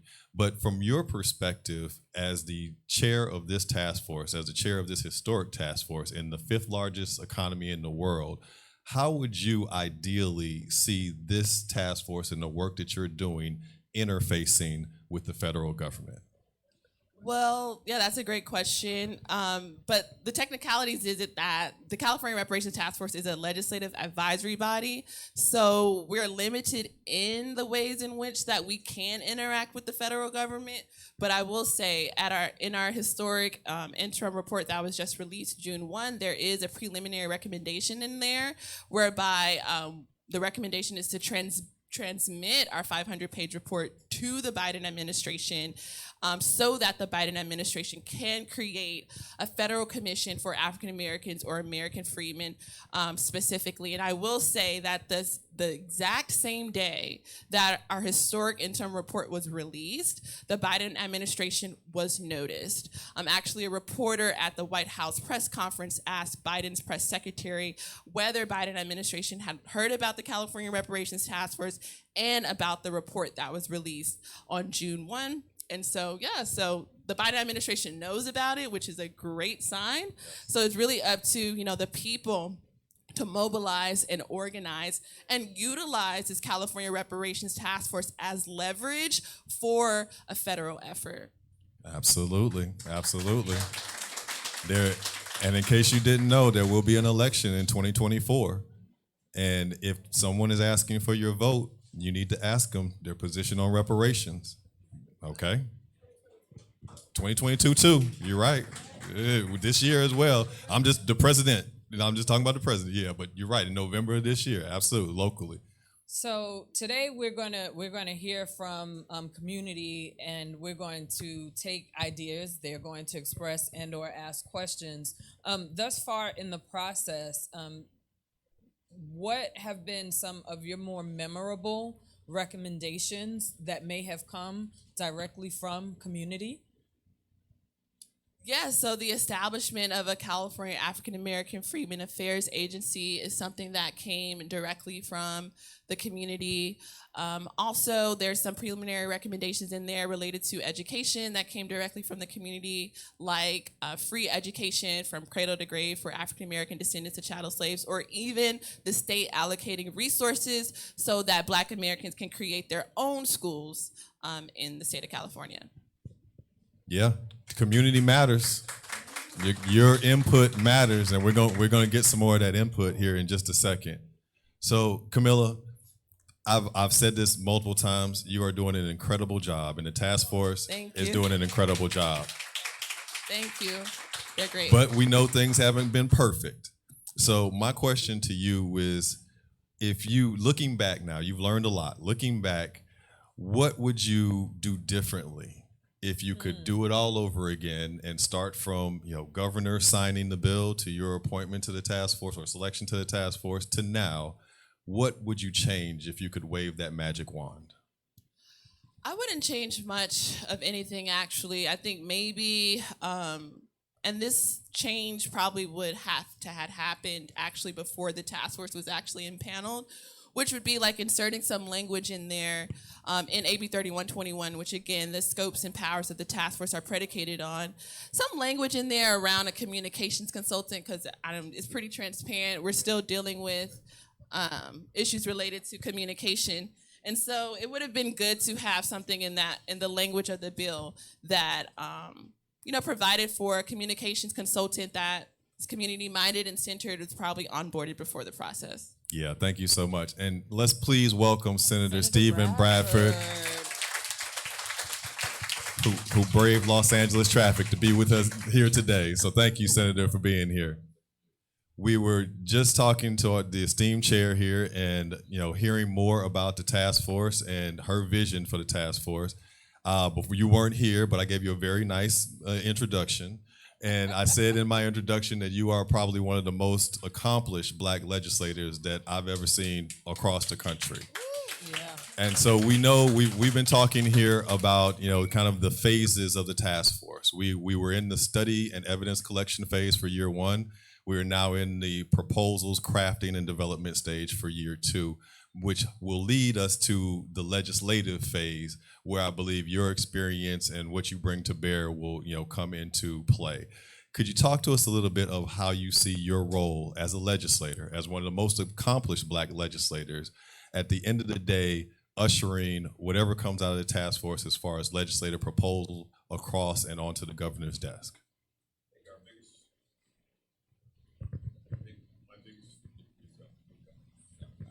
I think my biggest challenge is going to get the necessary votes out of my House, the 21 that we're going to need out of the Senate and the 41 out of the Assembly. So it's getting our allies not to just say they support reparations, but be about it and cast the vote. And many of my colleagues, it's going to be a real, test of profile and courage, because many of them all say that they support this, but I remember 2 years ago when we were talking about George Floyd, and we all took a knee on the west steps of the Capitol, but when it came down to pass real police reform a year later, a lot of them found reasons not to vote for it. So that's going to be my biggest challenge, is just making sure my colleagues are educated as to what all is here, and make them own up to the promise of this nation to African Americans, that we are entitled to this. Yes. As I've often stated, if you can inherit generational wealth, you can inherit generational debt. And this nation has generations of debt owed to the African Americans, because we wouldn't be here without them. Thank you for that. Thank you for that. Yes, you can clap for that. And as a follow-up question, because a young woman asked earlier for the marching orders for the community. That was going to be my That was your question. See, we share our brains sometimes. So, Senator Bradford, we understand the task that you're going to take on as a legislator. How can the community support you? What can the community do to assist you in that task? Be engaged, and not only call your legislators who represent you, but the 39 other ones in the Senate and the 79 other ones in the Assembly. I mean, they have to hear from us. And far too often we complain to the wrong people. Our legislators need to hear from us, because we do respond to the calls, the emails. I mean, if you put enough pressure on us, they do respond. They do listen. But many times we're not doing that. We complain to one another, but we don't call the right people. So it's about making sure legislators and even the governor's office hears from us. And I mean, it's critical. Your voice does matter. It does matter, and many times we don't take advantage of the power that we actually have. So, Senator Bradford, thank you for being here. My question for you is in that vein. So we had, where is he from? He's from South Carolina. Clyburn came here, visited with Karen Bass, took a tour of our Skid Row, and had an unfortunate reality check of how bad the homelessness problem is. We know that in our state, it's predominantly Black men that are unhoused. And I think from his comments after the fact, you know, there was an understanding that not only did his constituents matter, but in terms of legislation, right, that the impact on the nation kind of matters. And to the extent that this is the first state that's doing this work, is there any sort of urgency with the state legislators to understand that the legislative part of what comes out of this commission really is going to have a national impact? Do they have that kind of understanding and understand that this vote or the votes they may have on the policy when it comes is not just going to be about California, it really carries with it that national weight? I think we understand that. It's often said, so goes California, so goes the nation. We're the tip of the spear. And as our governor likes to say, California's the next coming attraction. So our colleagues understand that again, but it's still, they have to have the courage to implement that which this task force is going to put forth. And I commend our chair for all the work that she's doing. But again, I also encourage you guys to come in person to our next task force meeting. The first year was virtual, but our first one was 2 months ago in San Francisco. And we might have had 70 the first day and maybe 30, 40 the second day. I was expecting standing room only. And that's what we need to have.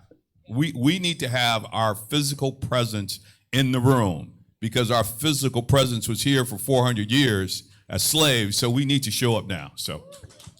Yeah, absolutely. Yeah, clap for that. Clap for that. So I'm going to go to the hot button topic, Senator Bradford and Camilla, because what you have in front of you are two of the champions for direct cash payments. And so, Senator Bradford, I've heard you've been asked this question several times. Do you support direct cash payments as a part of the reparations, package that will come out of California? And I've heard you respond that California has a historic budget surplus. So could you talk to us a little bit about your thoughts around direct cash payments and the ability of California to compensate the descendants of slavery here in the state? We have a surplus now, but I'm not going to fool myself or anybody here to make you believe that it's going to be ongoing. We're expecting a recession to come. We see what's happening with interest rates and all that inflation. So we're in a great place now, but I wouldn't say we're going to be in the same place 2 years from now. But at the same time, California is one of the largest economies in the world. And we can definitely, if it's just 0.5% of our annual budget is just set aside for reparations, we can afford cash payments. Can we afford it, to pay everybody hundreds of millions of dollars? No, but we can put forth a fund. We wouldn't miss 0.5% of a $300 billion budget. Trust me, we would. And if we put that aside ongoing, we could provide cash payments to the descendants of slavery, without a doubt. I appreciate you saying that. Yeah, I definitely appreciate your saying that because sometimes there is this idea that we can, contributions and charitably somehow do reparations. And I'm like, no, you do it by sticking it into budgets. And so I have an appreciation for you saying that. I asked Camilla before you arrived whether or not there were any changes in the preliminary report that was issued in April to the final report, but I know you are in a subcommittee, and I'm wondering if there were any changes that maybe came out of your subcommittee as it relates to the report. I wouldn't say any drastic changes. I mean, some little edits and little tweaks here and there, but I don't think. I think we maintained the integrity of what that first report, that preliminary report stated. So, but it was a little bit of tweaks. But I think our chair might be a little bit more in depth on that. I mean, it was. No, I was like, he would know because you were on the subcommittee. Well, yeah. So we went through it. I mean, we did some little edits and tweaks, but I mean, the crux of what was put forward. The body has great integrity, so we weren't trying to mess with that. So we're just trying to fine tune it. So again, when it gets to the legislature, it's something that we can vote on. So okay, I asked this question of the chair. I'll ask this of you as well, Senator Bradford. You've learned a lot in this process, I'm sure, of being on this commission. If you could go back to day one, what would you change or what would you do differently, knowing what you know today? it's a good question. What would I change? Oh,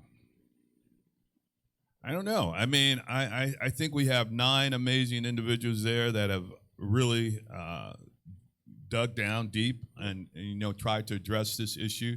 I would just say maybe greater, again, I wish that the early meetings would have been in person, and I wish folks could have had more than the hour we gave for public comment to hear more from the community as a whole. That's probably the only thing I really would ask for, that we would have the community had a greater opportunity to participate at the beginning, but we were in the middle of a pandemic, so it made it very hard. Absolutely. Well, I think that's a great That's a segue, right? into hearing from the community. But before we do that, please give our task force members another big round of applause for being here today on Juneteenth, on Father's Day, to hear from you.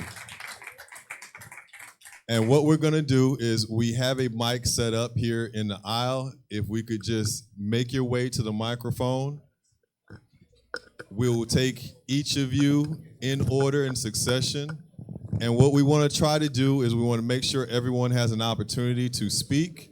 So if you could do your best to keep your comments to under 3 minutes, we would greatly appreciate it. Is it 2 minutes? It's 2 minutes. I'm sorry. My producer just told me 2 minutes. So we have somebody watching the time, so please do your best to keep it concise. But we want to hear from you. So please come up to the mic, and as you heard Chris say, be honest, be authentic. This is a safe space. You are amongst family, and we want to hear your stories. So with that, brother, please introduce yourself. Tell us where you're from, and then your comment. All right. Good afternoon, everyone. My name is Trent Muir. Come a little closer.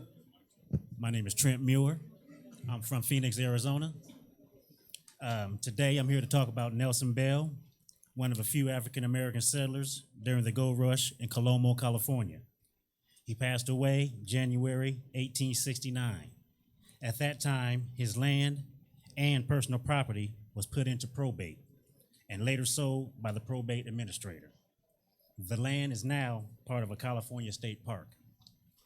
We have good reason to believe that we are the descendants of Nelson Bell. We have historical records and documents from a certified genealogist and information from Ancestry.com that indicates our kinship to Nelson Bell. He is, in fact, my 4th great-grandfather. We have employed a certified genealogist in the state of Virginia to research historical records in that state regarding Nelson Bell. And so far, the results have been very positive. Additional research is currently ongoing. We also have registered with Where Is My Land? Our purpose is to seek reparations once the research is complete and supports our position. Thank you. Thank you so much for that, brother. Thank you. My name is Raphael Plunkett. Good afternoon, Senator, Chair Moore, and moderators. Mine is more of a question, and I know that we talk about outreach, and as Chris said, in-reach. Chris is also doing the audio version of the report. As a volunteer at the library, I have people that are asking for a physical copy. I even have some elders that are asking for a large print copy. I wonder if there's going to be any plans in the works for us to have physical copies that people would have access to. There's a lot of audio books, there's a lot of digital books. Some people prefer a tactile book. Thank you. It's a great question. Thank you. Did you have any feedback, Chair Moore, Senator Bradford? I will talk. I think the DOJ produced the first copy. I will look into that. I have no problem in asking if other means are available, because I've seen some text on stuff that's been printed and it's hard on my eyes, and I don't wear glasses, so I can imagine folks who do. So no, I'll check in on that. Thank you. That would be great. The reason you all heard Chad reading is because I don't have on my readers today, so he had to do all of the hard work. So I appreciate that question too.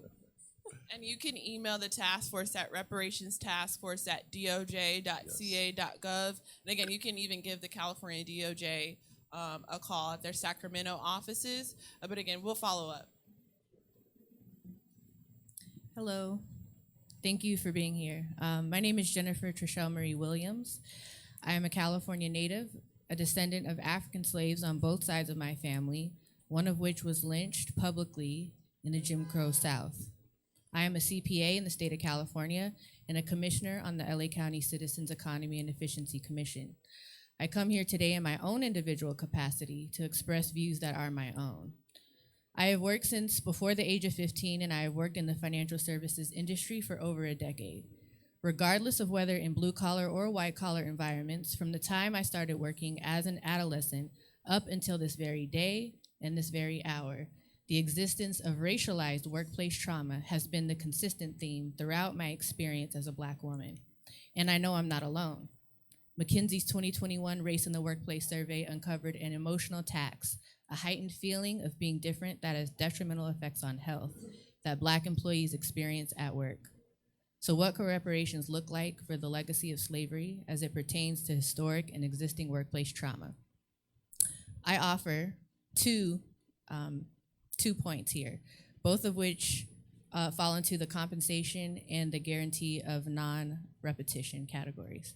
I offer that stakeholder capitalism and shareholder activism represent emerging opportunities to facilitate reparations for these specific harms. It is stockholders that influence changes to workplace policies and procedures and determine the faces and lived experiences represented among C-suite executives. Increasing the equitable representation of Black people in the shareholder group increases our ability to influence policies and procedures that impact our individual lives, the well-being of our families, and the country as a whole. McKinsey released a 2019 study on the economic benefits to closing the racial wealth gap. Okay. In short, I would say that we need more Black representation in stockholders so that we can have a better opportunity to influence the policies in our daily lives and in the country as a whole. Thank you. Thank you, sister. And please remember that you can email your full comment directly to the task force. Thank you. Thank you for being here. I want to ask this question. I know the beach in Manhattan Beach, and thank you, Stephen Bradford, Bruce's for Beach, putting yes. that together. Absolutely. You can clap for that. Yes. Bruce's Beach. Thank you for putting that Yes. together. I see that as a part of reparations. Can you tell me why that beach has not been given back to that family? What can your commission do to force LA County to finally give that land back? And then number two, from the historical presence of land being confiscated, even with General Sherman.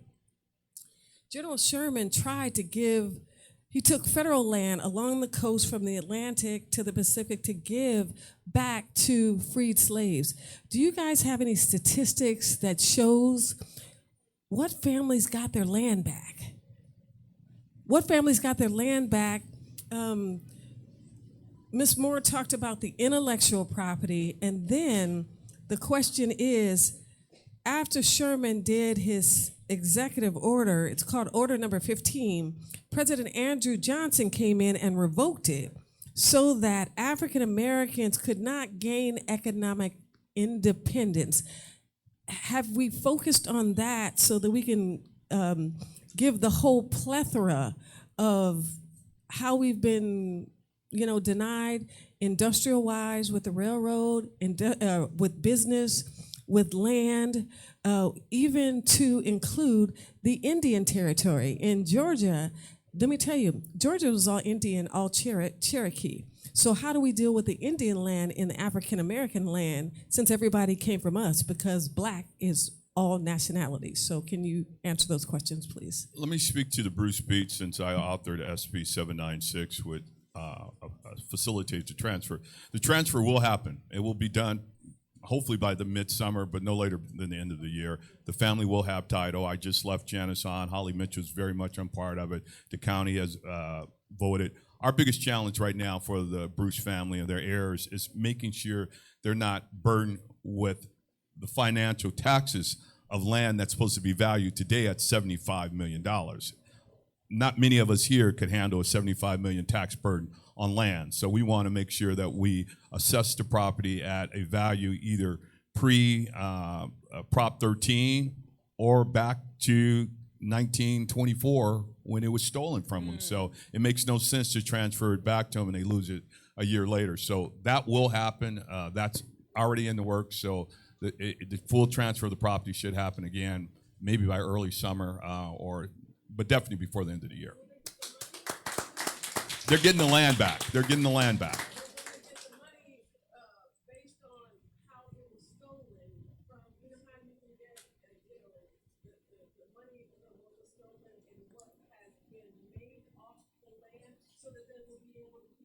I don't think it's going to be any cash payment, but let me share this with you as we celebrate Juneteenth today and show you how racist America still is. The city of Manhattan Beach refused to permit to host a Juneteenth program on Bruce's Beach land today. Even though it was won last year before the bill went into effect, since being passage, the community went to ask for a permit to do a Juneteenth program, and the council denied it.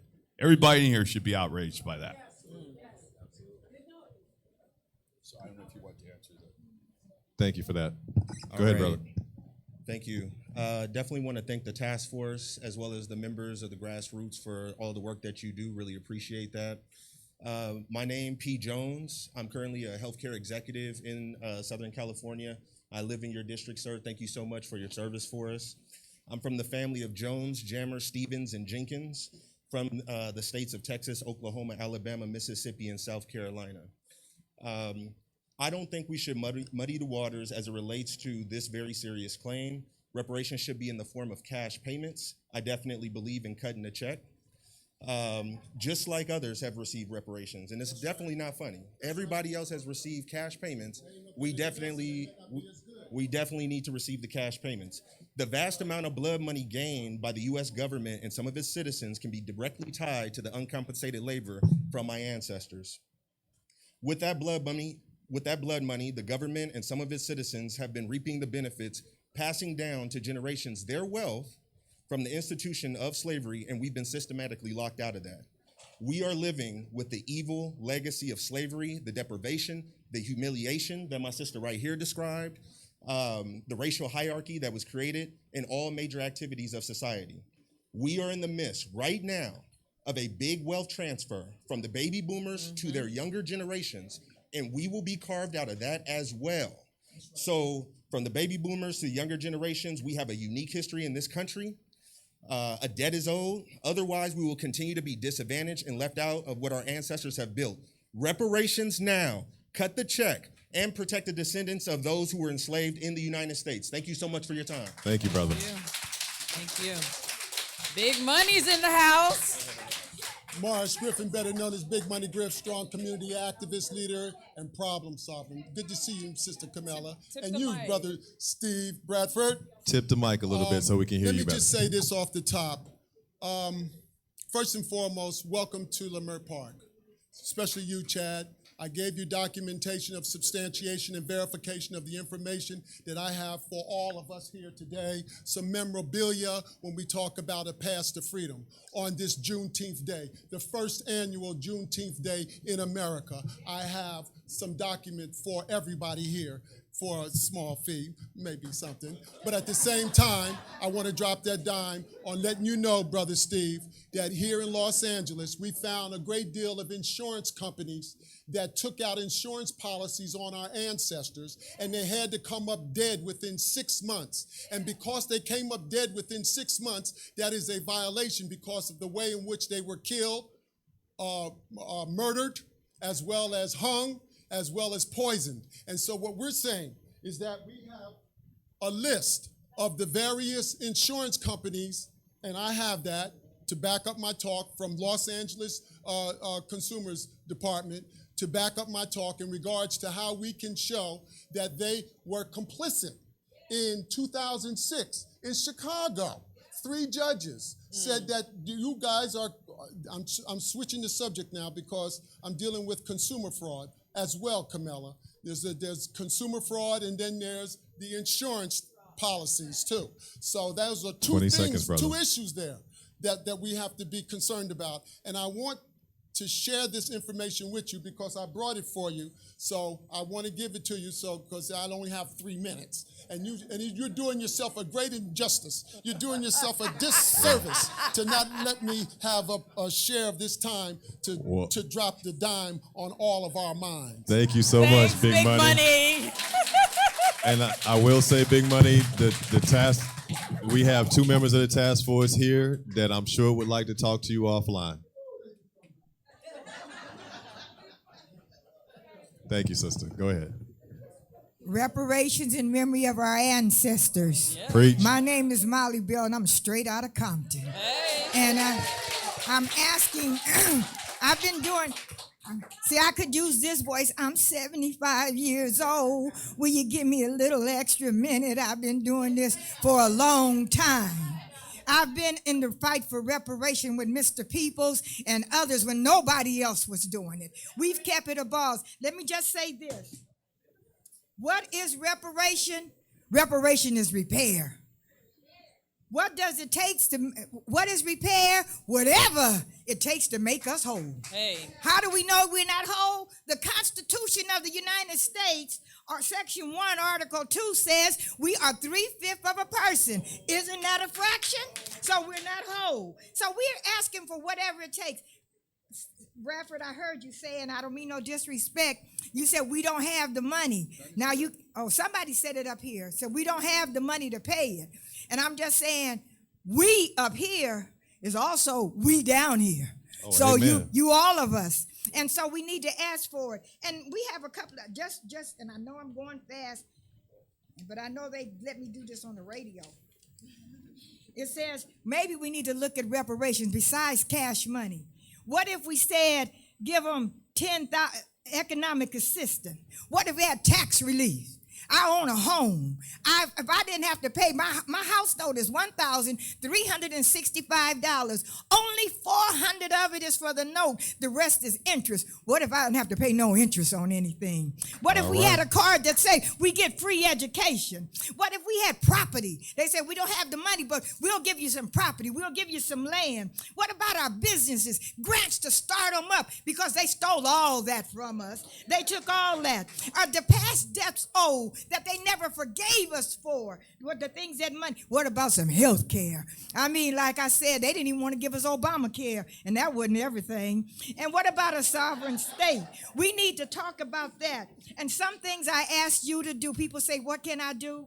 One thing, wherever you go, talk about reparations. All right. Write it on your mail. All right. Reparations in memory of our ancestors. You don't never hear me talk without beginning with reparations in memory of our ancestors. You could talk about it. Write it up for our ancestors.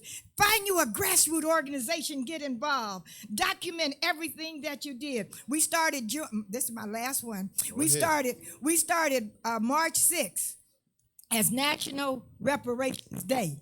That's a day. We started that in 2013. And so we found out that if you don't document it, they don't think it works. So we signed, this is a certification that under the seal of the Copyright Office, in accordance with Articles Title 17, the United States Code, this registration is made that nobody else can use it. A day of demand. DOBUS, who's going to get it? Descendants of Black African slaves. Some of you go home, ask your grandma, Mama, give me some of your obituaries. Look in the census. Don't have to worry about that DNA and where you got to prove where you from. First of all, they don't ask us when they from. I don't think they asked George Floyd, were you a descendant of an African slave or any other people that they shot and killed. Anyway, we need to do that reparation, support it. We have a mission statement. I'm leaving this paper with the committee so that you can look over and see what I said. I closed the way I always close. But on this Juneteenth, Black Fist up in the air. All you prayer warriors out there, you know what you've got to do. You've got to keep fasting. You've got to keep praying because the struggle continues. But always, to God be the glory. Juneteenth. Peace and reparations, sister. Peace and reparations. Peace and reparations. And Thank please, you so much. please share your recommendations, your ideas with the task force, either in person right here or via email. That's the purpose of us being here today.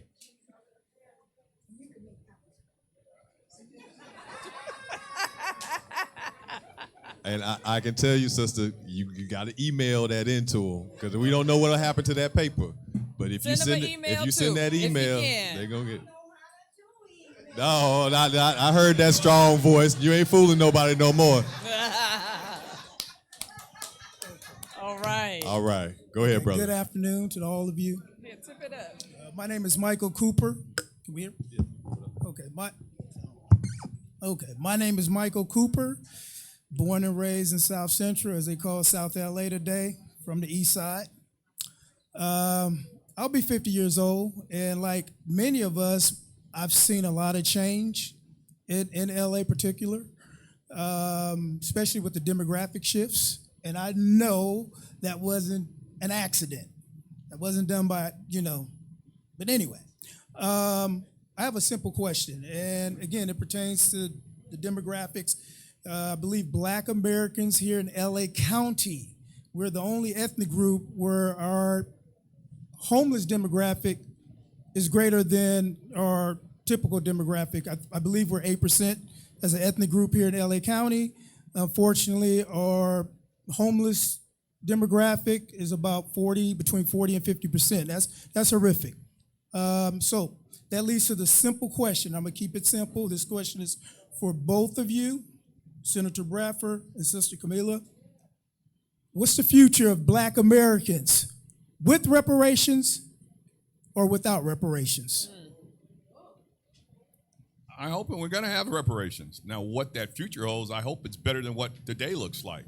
But as I've stated constantly, if 50% of the homeless population was white, we would have solved this a long time ago. Amen. That's why California and America has been blind to the homeless population, because it's majority minority people out on the street. So that's a reality that I've come to grips with, but many of other folks haven't come to grips with, because again, if those are white folks out on the street at the same number of African Americans were, we would have solved this a long time ago. So I'm hoping it's better.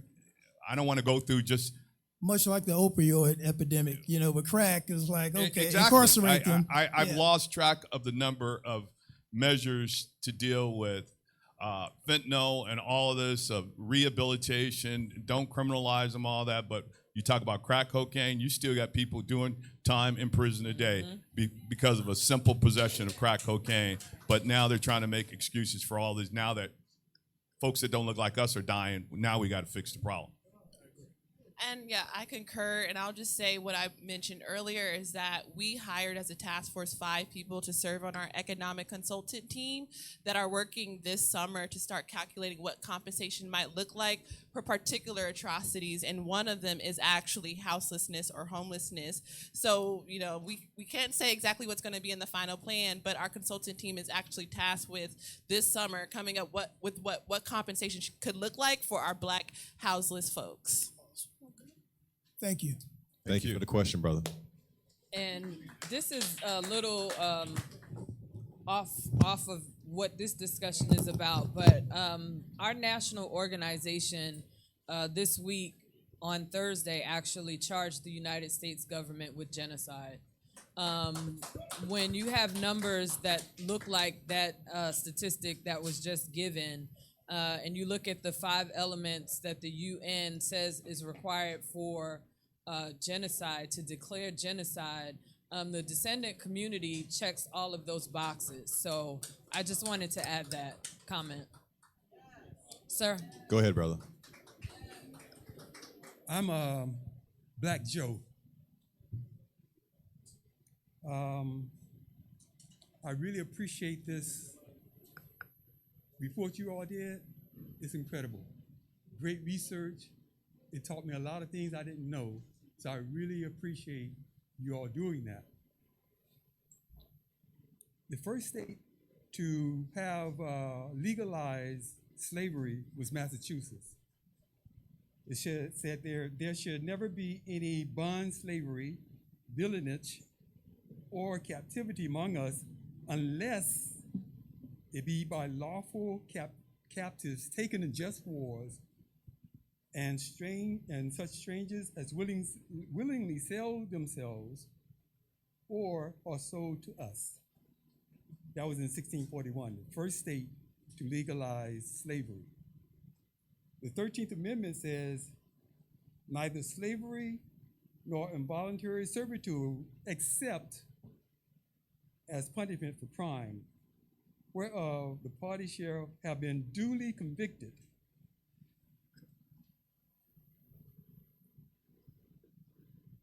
The Fifth Amendment was written before, of course, before the 13th Amendment, and it talks about crime, and it says that the person has to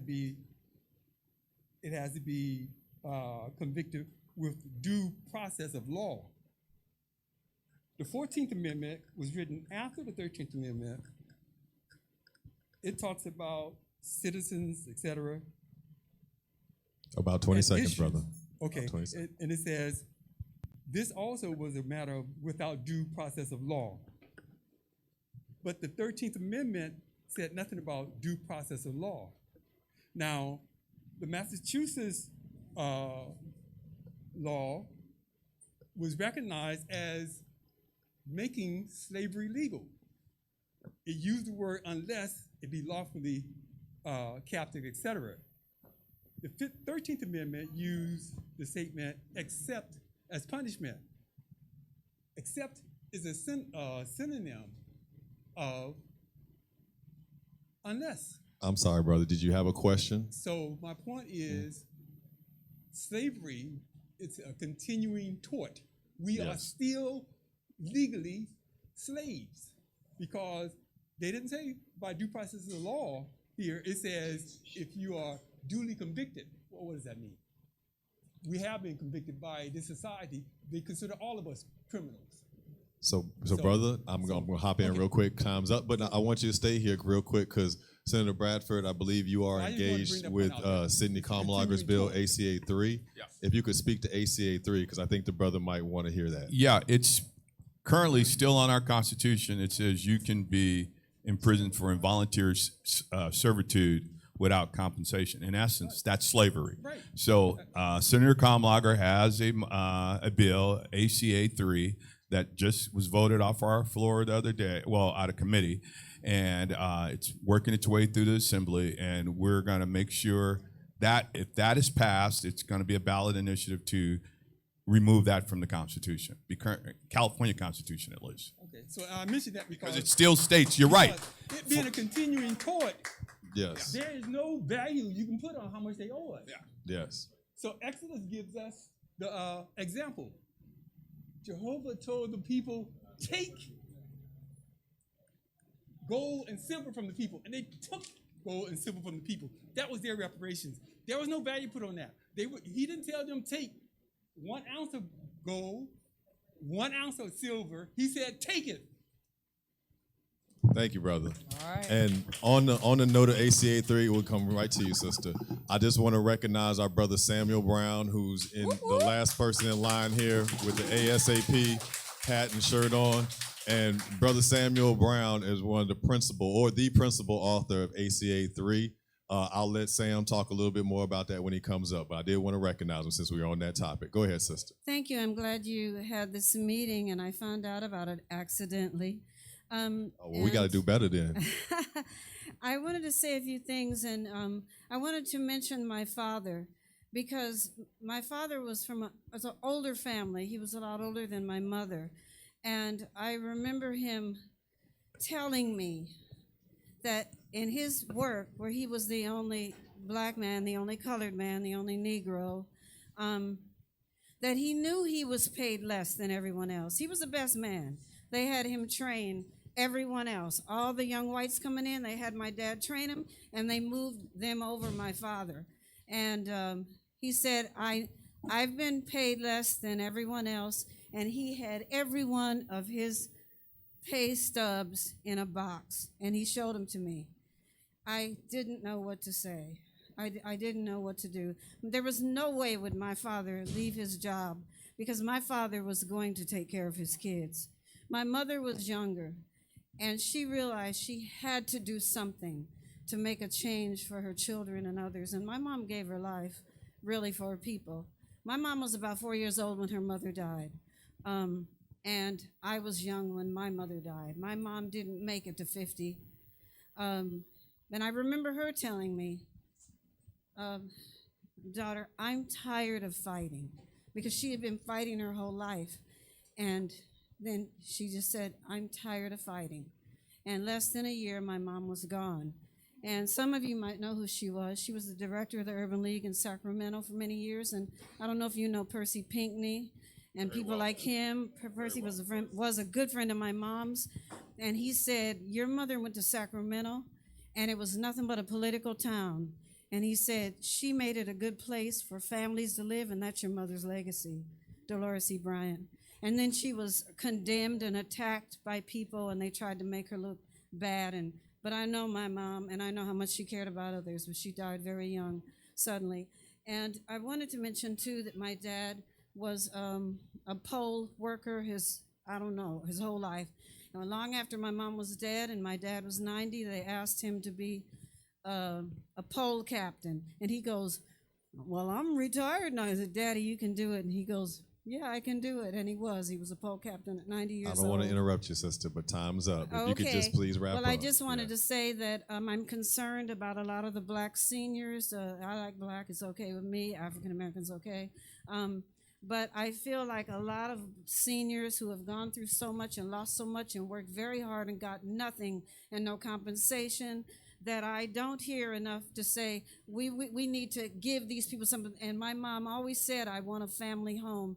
And I don't know of a family home in my family, and hence I need reparations and the money to do it. Yes. Thank you so much. And then I could always tell you more, but at another time, I want to say one more thing because it's important for us. There is too much inequality in healthcare, and it's determining our lifetimes. And so many of us who have so much to offer our people, then they're gone and you can't bring them back. And we need to make sure that we're getting preventative care and equal health care at least, but we really need to step up and demand that alone. Thank you, sister. Thank you. And just as another note, I want to remind everybody, we want to make sure everyone has a chance to speak, so please do your best to try to stay within time. If you have additional comments, the task force has an email address. They have public testimony before every meeting. They want to hear from you, but please, let's be respectful of others, okay? Thank you.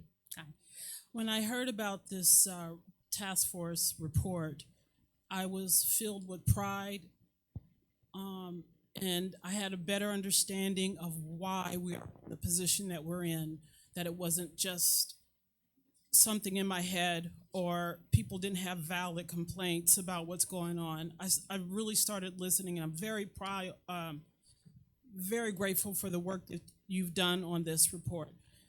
I believe that we should put our energy and the money into the children, into the next generation, so they can emphasize that with their education, they can build a new community, the community that we should have had 100 years ago. So for me, put the money into the children. I think we can turn our situation around in 30 years if we do that. And also from the cradle to the grave, get the prisoners, re-educate prisoners, educate them, have them build our community up, respect them, and understand that they were victims too because they had nowhere to go. They had nowhere to go, nowhere to express themselves. They didn't have the proper education to rebuild their community, and they didn't know all the things that were coming up against them, all the things that were put in front of them as hurdles. They fell over the hurdles, and they didn't realize what was happening to them was an organized effort to destroy them. So we have to grab them too, grab the homeless, and at least this is a reset button for us. This is a reset.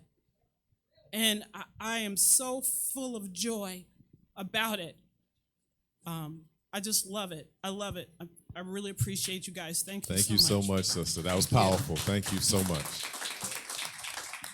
Come on up, brother. Yeah, I want to thank everybody on the panel actually for coming out and just listening to everybody share their stories. It's been really great today. Housing is a very important topic and issue for me. It's come up a lot, repeatedly here. Commissioner, I know you said the task force is kind of looking at different ways in which to address this. So I understand my question may be kind of impossible to answer, but still, I have to know what are some of the things on the table that could to deal with this housing issue that we're having right now. When you talk about property ownership, is this an issue of using eminent domain to take property and try to transfer it, or is it on the table to take California state land and issue some of that out? What are some of the things to address the housing situation? If you could answer any of that. I'm going to speak to, I don't think we want to use the same evil tool that stole our land to take somebody else's, because eminent domain has been used for over 100 years to take property that belonged to African Americans. What I'm hoping, and again, we're not on the what or the how yet, we're just at what has happened, but I'm hoping we can mimic what the GI Bill does to provide, down payment assistance or zero down payments for first-time home buyers. Programs like that, I'm hoping that's what we're going to walk away with, something that's going to facilitate home ownership for African Americans, because out of all the groups, we're at the bottom of the rung as when it comes to home ownership, generational wealth, all of that. And it starts with owning a piece of property. And it's generations of African Americans here in the state and in this country who've never owned a home. Never owned a home, and that's criminal in and of itself. I know 3 or 4 generations who have lived in public housing. That's not what public housing was ever designed for. It was for temporary housing. So we got to find a way, first, to build more housing, but to hopefully have something in this final document that states some kind of assistance for home ownership for descendants or African Americans who've never owned homes before. Yeah, and I'll just say, I'll pull up one of the preliminary recommendations to Senator Bradford's point. We don't want to use the same tools, but there are some preliminary recommendations that account for Black people who have lost their land already due to, eminent domain or through racial terror or white supremacist terror. So one of the preliminary recommendations in the report is to estimate the value of Black-owned businesses and property in California stolen or destroyed through acts of racial terror or eminent domain, distribute this amount back to Black Californians, and make housing grants, zero-interest business and housing loans and grants available to Black Californians. Y'all can clap for that. All right, Brother Sam. Peace. So first, I just want to celebrate such a beautiful and brilliant and handsome panel. You know what I'm saying? Yeah, straight up. Talking about them, right? I said handsome and brilliant too. So I'm talking about all y'all. Right, so my name is Samuel Nathaniel Brown. I'm the co-founder of the Anti-Violence Safety and Accountability Project and the co-chair of the California Abolition Act Coalition, along with my wife, Jamelia Land. And on behalf of the California Abolition Act Coalition, I just want to say, reparations now. Reparations now. Reparations now. Reparations now. End slavery now. End slavery now. Right? So we here on Juneteenth to celebrate ending slavery, but we're still talking about ending slavery now. Something's wrong with that, right? It's premature. And so that's one of the reasons why I celebrate the California Reparations Task Force, because you all have your pulse on it. And you released a 500-page report, and in there, you put forth support for ACA 3 to end slavery once and for all. And that coincides with 2 of the aspects of reparations, which is satisfaction and non-repetition, right? So I wanted to ask y'all to speak on why you supported ACA 3 and help people understand that slavery does still exist to this very day, and we're seeking to close that loophole. And thank you, Senator Bradford, for signing on as a co-author to a bill that I wrote while I was in prison. I wrote the bill while I was in prison. You feel me?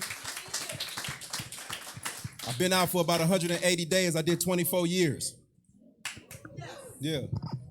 And so I'm honored to have you all releasing your report support for ACA 3 because your finger is on the pulse and you understand that this is a travesty that should not have been taken this long to heal or cure. And I just want you to speak on why you're releasing the report that you support ACA 3, please. You can go. You can start. Well, of course, this report is all about the lingering negative effects of the institution of slavery, what we characterize as the badges and incidents of slavery. And actually, each chapter is dedicated to a badge and incidents of slavery. So racial terror is a badge and incident of slavery. And then, personally, I see the slavery exception clause in the California Constitution and the federal Constitution as also a badge and incident of slavery. And so if we're serious about reparatory justice, if we're serious about the repair of descendants of slaves in this country, we have to eradicate all badges and incidents of slavery, that being the slavery exception clause that mandates prisoners to give forced labor to the state. Right on. Y'all can clap for that too. Couldn't said it any better. Yeah, that's right. So once again, just thank you. Thank you, brother. you. Thank you, brother. Well, he's a tough act to follow. You the right one. But I was born to talk. I'm going to try to do this in my 2 minutes. Oh, God, help me. Thank you guys for being here. Thank you, CJAC Nasty LA, for hosting this extraordinary Juneteenth event. The egregious racial wealth gap has become, I'm Angela Nirvana. I'm sure some of you may know my voice from the task force hearings. The egregious racial wealth gap has become even more egregious since COVID for the American freedmen descendant of U.S. chattel slavery.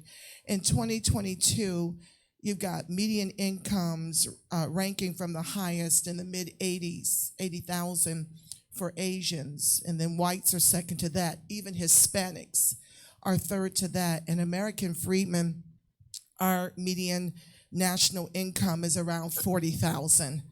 To give these numbers some context, we are 14% of the nation and around 3% of the state of California if you exclude Black immigrants. And yet we are the least in terms of home ownership. We're over 50% of the homeless population. We have the highest rates of foster care, our children in the foster care system. We have the highest rates of our children in the juvenile detention center. We own the least amount of businesses, and most of those businesses that we own are sole proprietorships. We suffer from the highest rates of unemployment, the highest rates of underemployment, the highest rates of abortion, and the highest rates of single-parent households. And we have the least, and even though we're trending high when it comes to degrees, we aren't exempt from being impacted by these horrific numbers. And we must understand that this is not just about picking oranges in a grove. When we talk about immigration replacing the freed Black in this country and in the state, it's not about just orange groves.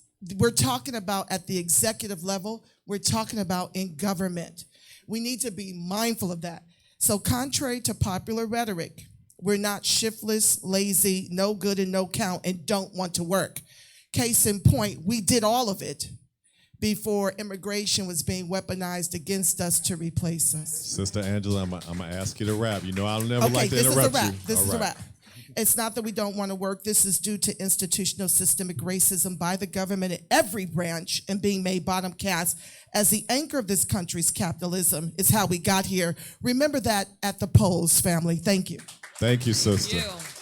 Powerful as always. Powerful as always. Come on, Miss Jan. Looking like a rock star. Y'all got the microphone. microphone for tall people. Chris, give her a hand. Give her a hand. Okay, no, all good. I got you. I don't know if y'all wanted to take a moment to respond to anything before I ask my question. Go ahead. Okay. So, my name is Jan Williams. I am a local community organizer with a lot of organizations out here. Students Deserve, the organization that fought to defund LA School Police by $25 million. Yeah, we did that. And we're investing in a Black Student Achievement Plan. So we actually have LAUSD investing in Black students for real right now. I'm part of Downtown Crenshaw, the organization that fought to buy the Crenshaw Mall, which, although we submitted the highest bid, they refused to sell the mall to us, right? I'm part of NASDA, the folks who are out here working for reparations, and also with Black Lives Matter Los Angeles, I'm on the core team, the folks that are defunding we tried to defund the police, but we did shut down the building of 2 jails out here in LA County because we do have the largest jail population here in Los Angeles. So I am a native of Los Angeles. I was born in the 70s, so I was able to experience Los Angeles when Black folks, Mayor Bradley, when Black folks did have shit out here, right? We did have businesses, we did own housing. My father was a victim of the crack epidemic, right? And so I saw Black folks losing all we had intentionally. And I saw the police taking over people's houses. Like my grandfather's house had a sign on the gate that said you can't use alcohol or drugs on this property, because he would have lost his property because my father was an addict, right? So and the local police knew he was. So anytime he was out of jail, they would go hunting for him to bring him back to jail. And my family is a representative of all of that shit that they did on purpose. So what I want to say is, although I'm native of Los Angeles, I've been a renter the whole time I've been here.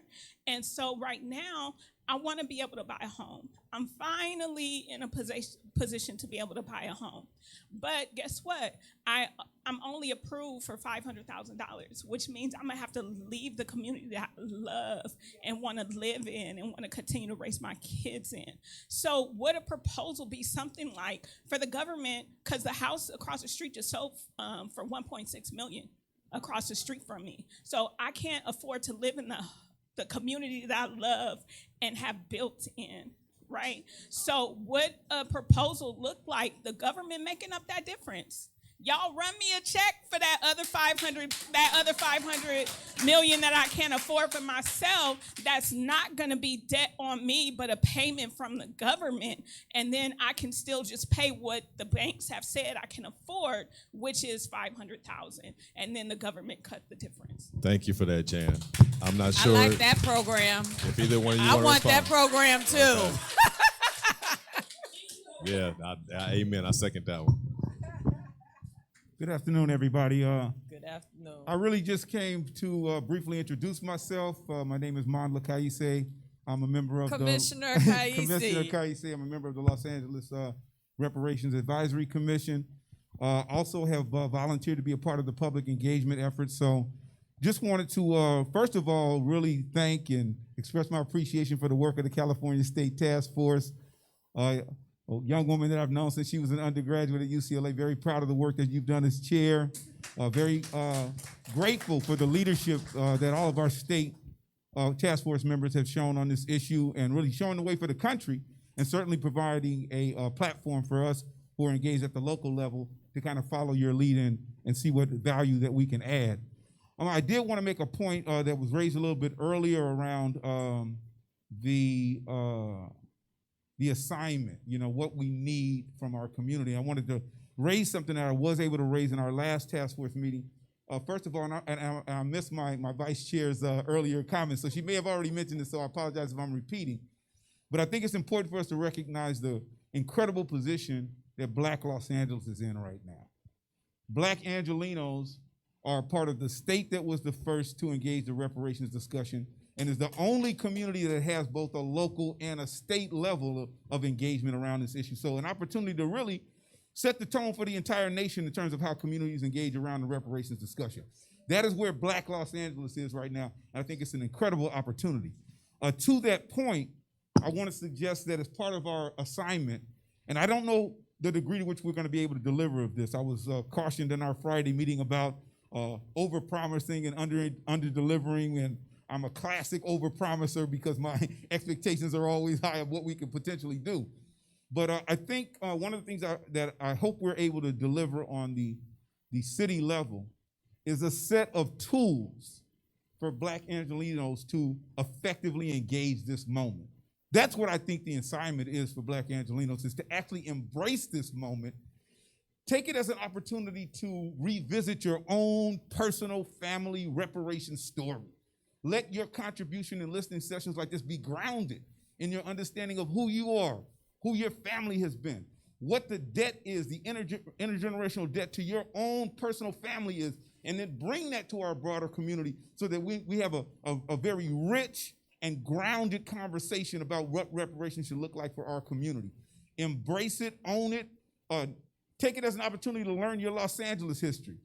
We had Chairwoman Moore speak out at the UCLA African Grad last week, where she educated folks about their own understanding of where we are, the policies over centuries that we've engaged. And lastly, I want to also thank the NAASD. I really do want to thank you all because thank you, brother. As some in the audience know, look, I've been an activist in this community since my college years, continuously and uninterrupted. Worked around community development issues, education issues, with most of the organizations that you would be familiar with in the area. Used to be a part of the Leimert Park Merchants Association. Work now with the Hyde Park organization that really helped to give birth and collaboration to Destination Crenshaw and the work that they're doing along the corridor. So I just wanted to reference that to say that as a community, we have to seize this moment. We have to take ownership of this moment. NAASD has rebirthed. I'm from an earlier generation of the reparations movement. I was actually a member of the ANRO, the African National Reparations Organization, the LA chapter. Used to meet over there in El Segundo at the library. So I can't tell you how appreciative I am to see this generation take up this issue, give it new birth, new life, and take it to another level. So here is a resource. Very pleased to be able to contribute as a member of the LA City Commission, and absolutely looking forward to being a resource and adding some value to your efforts. Thank you again for what you're doing so far. Thank you so much, brother. Thank you. Do we have any more commenters? Now is your time to be heard. Yes, I like, yes, clap for that. Clap for that. Beat me to it. Oh, man. How you guys doing? Hey. My name is Michael Thomas. I got a long story, but I'm going to try to make it short. I'm a statistic, for real. But my people come from Arkansas and Louisiana. You know, most people migrate here looking for a better life. Me, I joined the military. Whoever knew, I go to prison. So I did realize real fast that if it wasn't for something that I had nothing to do with, the political efforts of people before me that died, when I came home, there's no resources for you as a young man. And if I didn't have my VA benefits, man, I'd probably be homeless too. So I just want to let people know that's, because when I started wanting to build a family and try to understand the world I live in, I was like, man, everything we have has come from politics. When we got out of slavery, it wasn't breakdancing and doing jokes. Like Durham was in North Carolina, that was made from politics. And so I'm not sure, I'm just glad it happened, but Miss Shirley Weber, her people from Arkansas. I think Hope, if I'm not mistaken, Hope, Arkansas, yeah. And then they fled here, and if it wasn't for the political efforts that was going on at the time, she wouldn't have all them degrees. So she has like of responsibility. And the last thing I want to say is that, just like you said, we need to get more political on average. All of this rapping and twerking and that, like, we need to condemn that. Women need to condemn that. Men need to condemn that. And on average, because it's affecting us, our relationships, and the ability to have nuclear families, that we can teach them these things at the dinner table and we can move forward. Because, you know, we need reparations, and how it looks without it, you know, it's not looking good.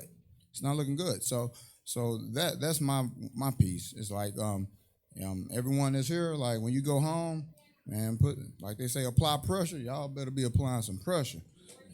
That's about it. Thank you, Brother Mike. Thank you. Thank you. Powerful. And I just want to take a moment. A lot of times in public space, I talk about family. Lori sometimes gets tired of hearing my stories, but I talked about, I think yesterday I talked about my great grandmother on my father's side, whose bill of sale we have, like, as a family, and there's a family historian on my father's side, and so I understand very much and very well where I come from. My grandmother is here today. Let's give some applause to KJ's grandmother. Sitting right there, looking with her sporty shoes on. We thank you for this, sister. Thank you. My great grandmother lived to be 107, and she died in 2012. At her funeral, a lot of people came because she taught Bible study, adult Bible study. So, like, everybody in church knew my great grandmother. Everybody in church knew my grandmother, and unfortunately, she's here and not in Brooklyn with her church family anymore because we brought her here. But at that funeral, in terms of direct deaths in my family, even though my father died before my great grandmother, but my great grandmother was like the first death in my direct family, and that is very rare and very unusual. My great grandmother's grandmother was sold into slavery down to Mississippi, and my great great grandfather got on a train and went and got her. Okay, so I just wanted to take this moment because right now in this room, there's 3 generations in this room. There's 4 generations in my family alive right now, and at one time it was, 5 alive all at the same time, because my great grandmother was alive when both of my children were born. And so I take this work very seriously. I'm very committed to this work. This work is not easy work. The work of the commissioners is not easy work. And so I really want to thank you for the work that you do. Thank you. Yes. Thank you for allowing us to be part of what it is that is being done here, because we are making history, and it does, to Mike's point, it takes all of us, and I'm very thankful for all of you being here today. Yes. So Give yourselves a round of applause. So I think that brings us to okay. Come on up, brother. Come on up. I'm a veteran. My name is Brian Wright. Thank you for your service, brother. Thank you, bro. And I've been wasting my life, you know. And I've always wanted to do things like this, okay? Take your time. Take your time. And I was volunteering my services, and I have a lot of skills and services. Stayed in the military 8 years. I want to be discharged.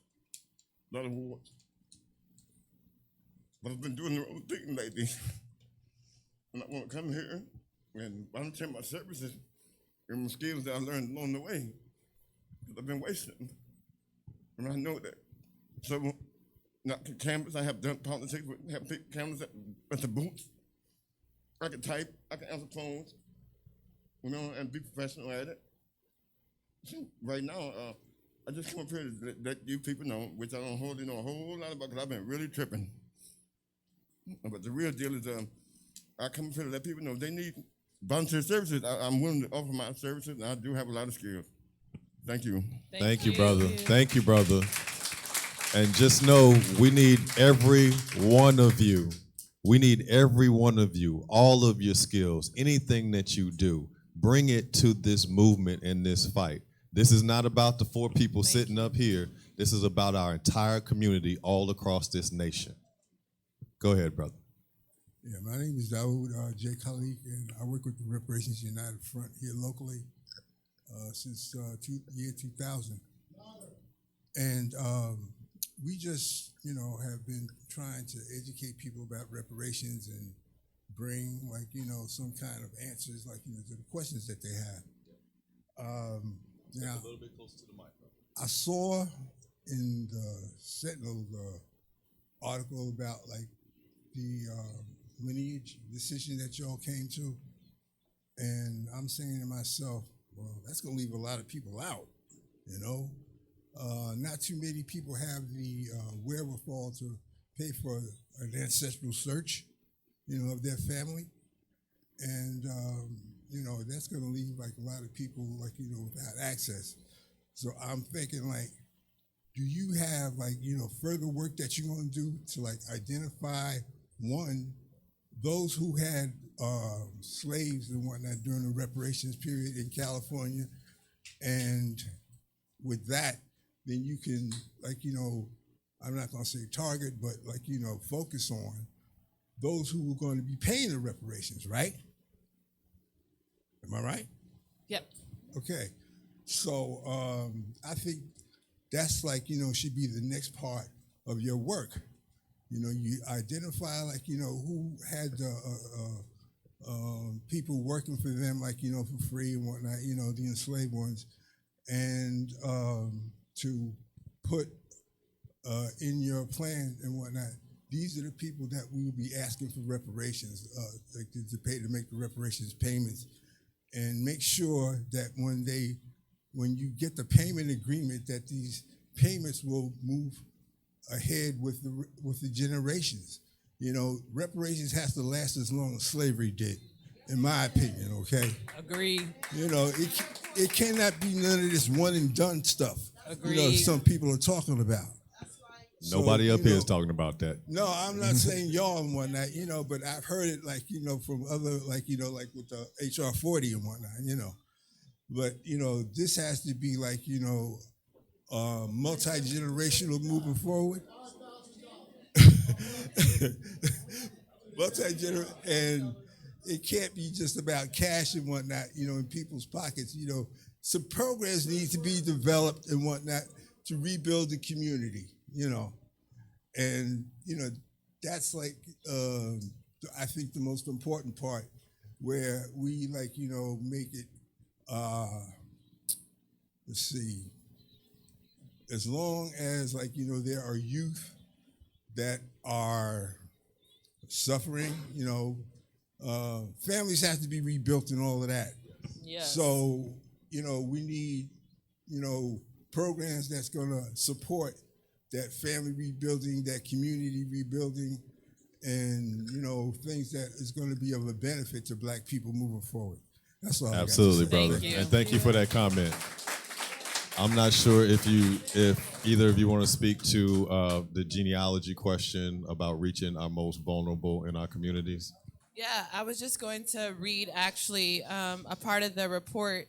So in the preliminary recommendations, which you can find in our executive summary, there is a preliminary recommendation to create the California African American Freedmen Affairs Agency, and within that agency would be a genealogy branch in order to support potential claimants with genealogical research and to confirm eligibility. Because I agree with him in that the burden of proof, for lack of better words, shouldn't be on the individual, particularly from vulnerable populations in our community like the homeless, or the incarcerated or formerly incarcerated or foster youth, or the adopted, but the burden should actually be on the state, and that's actually a form of reparations, particularly under restitution and rehabilitation. How can the state make the victim group or the individual whole? And part of that process is a genealogical branch within that newly formed American Freedmen Affairs Agency.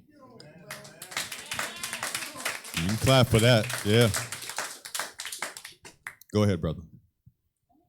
Good afternoon. Good afternoon. My name is Omar Wali. I'm the nephew of Laura Hendricks, who is a former past president of Leimert Parks Merchant Association, who had a business down the street called Gallery Plus for over 25 years until she passed in 2018. And I'm one of her 33 heirs, and her estate has not been settled yet. So in the memory and commemoration of my aunt on this day, who's descendant of Creek freedmen from Alabama and Indian Territory, Oklahoma, Ashe. Ashe. I want to give thanks to everyone that's working on this issue, especially my sister Camila Moore, who I also knew as an undergrad at UCLA. This is really difficult for me because she asked me earlier if I was going to speak, and I said no. And then my brother Manla got up here, and that's a hard act to follow. So Manla is the one that told me about the commission in Los Angeles and what they were doing. I've been following most of you on Twitter and Instagram, but I'm one of those people that, because of some of the issue and the knowledge that I've shared as a family historian that's been working on my family genealogy since 1988, I started ruffling some feathers on social media, so I've gotten banned from Twitter about a year or so ago. So I know what cancel culture is all about. So I don't really have a question to the task force because I had a question earlier that Camila cleared it up for me as far as something the brother just mentioned about the eligibility. As someone who has proven family history, I've researched my family history back to the mid-late 1700s, all the way up to from Louisiana, the Carolinas, all the way up through Alabama, Mississippi, all the deep South, Indian Territory and Oklahoma, up to Tulsa, and some places in the Southwest. I represent a family that were known as Afro Frontiers that established all black towns, Boley, Oklahoma, Blackdom in New Mexico, Vado, New Mexico, and then many of the all black towns that we were able to settle in when my family migrated out here in the 1920s and 1930s. Like Allenwood. There's other places in Central California, there's other places in Central California that we migrated to because, you know, some of these places here that we at now, Culver City, Inglewood, west side of Compton, those were sundown towns. Okay? Anyway, the point I want to make here is I've been trying to figure out, but I think it's kind of obvious how I could help you all. And I would be willing to offer my services to help with that genealogical section. But I'm 64. My daughter's 36, 37. She's a senior politics editor for Essence Magazine, also Columbia Law School grad. This is your generation's battle. I know there's some folks in my age range that are, but on the panel, but this is a millennial battle. The torch has been given to you all, and I'm just glad to see you run with it. I'm from the anti-apartheid era, okay, and divestment.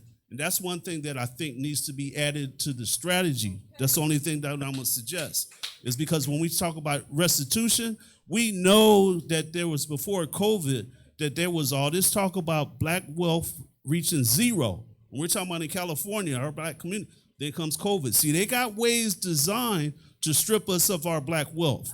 So, and we see the gentrification going on here. When they were setting up the stage out here, these people that were setting up the stage was playing some, I don't know what kind of music it was, but it was but it was some music that was drowning out Bobby Womack. Okay, so y'all know the gentrification is real here. Anyway, thanks again. all of that. But all of that. My aunt lived out of her car running her shop because the gentrification was jacking up the price of her rent, that she couldn't even afford to pay her rent, so she was living in her car, and she couldn't afford to do the work on her house, to repair her house to live in.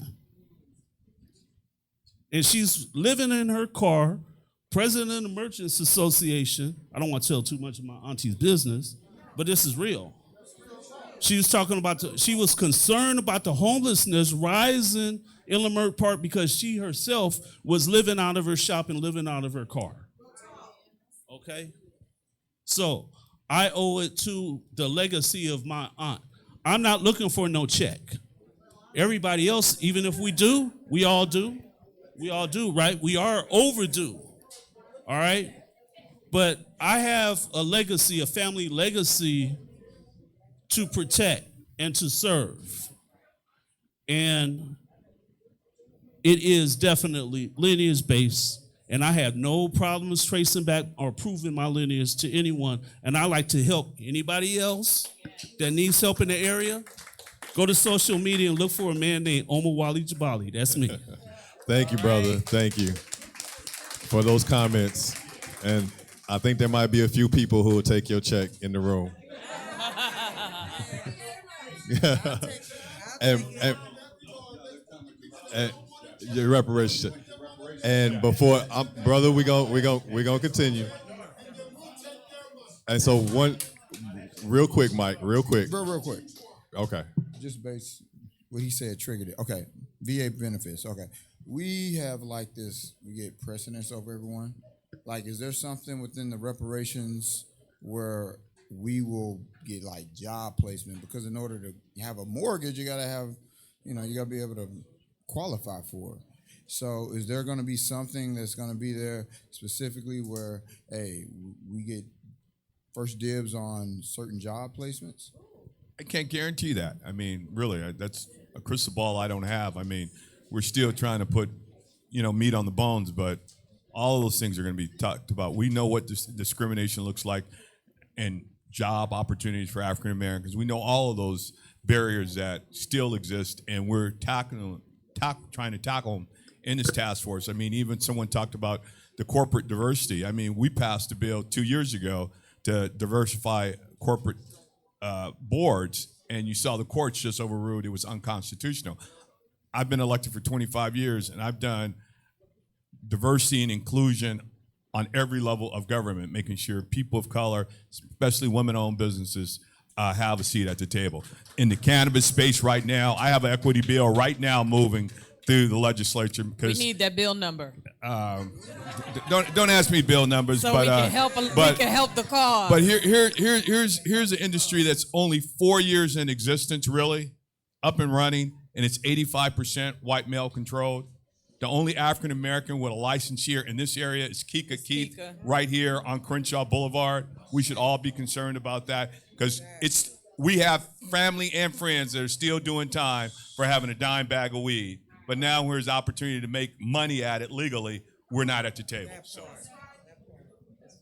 All right, sister. Well, hello. My name is Vaughn Bodie. I work with LAUSD. I live by the USC area where black and brown people are giving up their properties. And it saddens me that black and brown people are in that area giving up their property to these developers that don't care about us. And I say this to say that I've been working with LAUSD for maybe 25 plus years. I want to be a homeowner, but I'm on Section 8. And then to watch in my neighborhood developers and homes that I can probably afford to, own, they're coming in and just smashing houses down and building apartment buildings all the way up to the sky. So, where I was staying at, it was a black-owned lady. Her mother passed up in age. I begged her, please, it's not even my property, but I begged her, please don't sell your property because everybody else is doing it. But I guess when developers come and you don't see that type of money ever in your life, you give up your property. So that's what she did. She gave up her property. So now I'm in a position where they're on me. Like, hey, we need you to move. And I'm like, hey, wait a minute. I know rent is high and I don't want to move if I'm going to have to, run into a homeless problem, living out my car. So I'm just here. I really didn't want to say nothing. I just came to listen. But the young lady told me to come to just say this, but I know where I'm staying at. I want to be a property owner. I'm looking for that because I'd rather be a property owner to give generational wealth to my grandkids and my children versus being on Section 8 or anything like that. I don't want to, but then when you see what's going on, you're like, hey, it's best for me to be safe to stay here or to start, having a voice to make changes in the neighborhood. So I stay over there by USC.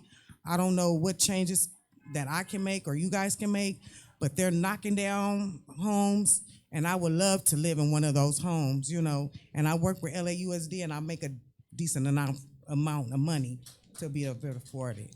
Thank you so much for speaking, sister. Thank you so much. Yes, please, go ahead. Yes, I just wanted to mention, as everyone started talking about housing, that I've been forced out of housing before, and they're trying to do so now.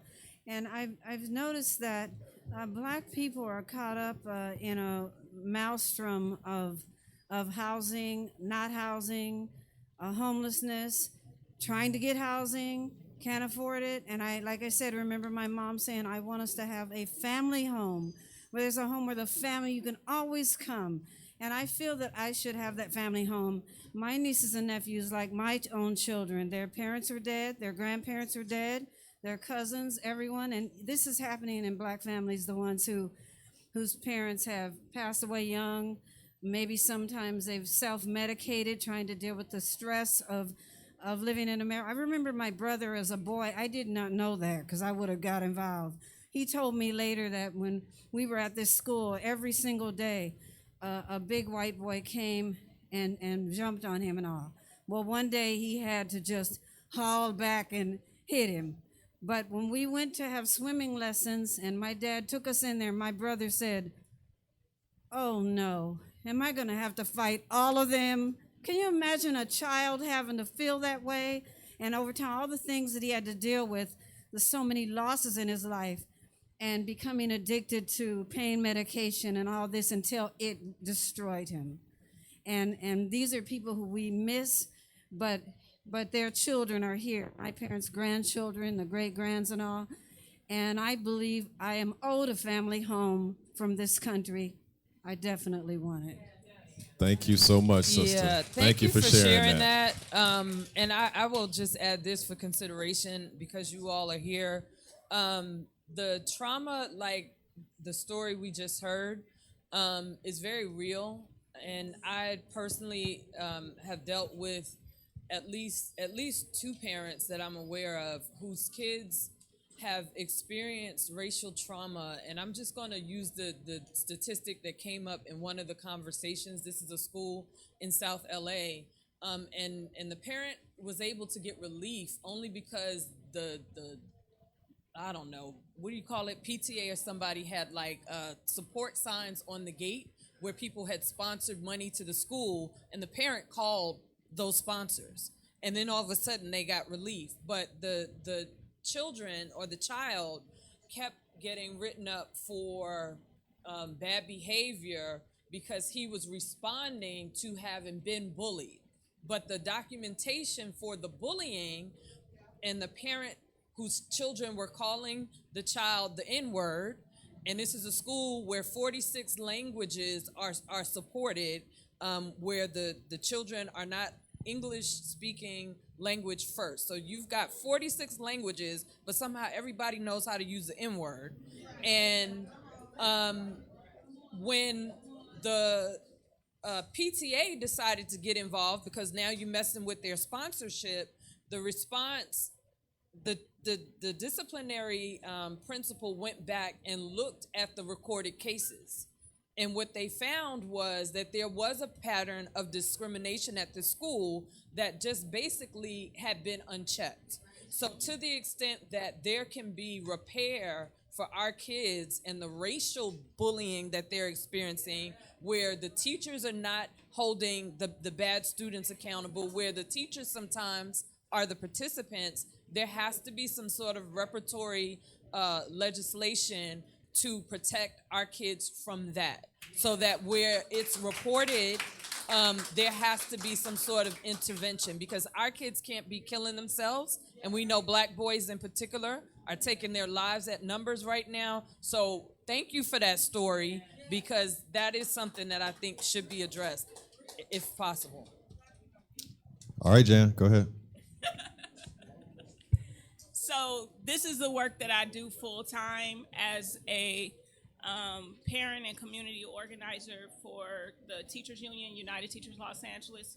And one of the demands that we have on LAUSD is to build affordable housing. LAUSD owns 6,400 acres of property. Out here in Los Angeles, they own 20,000 buildings and 1,200 schools. And so and they have over 20,000 students identified as homeless. So one of the demands that we have coming up is for LAUSD to not just identify those students as homeless, because we know when kids are experiencing all these toxic experiences, you know, we have a lot of kids that are going to school, but they're waking up in their car, or they're waking up in a shelter. So one program that LAUSD had was for the school bus drivers. I don't know if y'all know, but I've been a school bus driver for LAUSD before I came on to UTLA full time. I've been a school bus driver for over 20 years in Los Angeles. So one of the programs that they had was just that they would pick the kids up at 6 o'clock in the morning and allow them to come into the school. So I mean, a kid that's been sleeping in a fucking shelter all night, and the only thing you're willing to do is pick them up at 6 o'clock so they don't have to roam the streets with their parents until school starts at 8. That's the only thing that they were doing. So some of the demands that we're making on LAUSD now, because they did do a program where they worked with Section 8 to get 500 Section 8 vouchers. Right? But what's 500 to 20,000?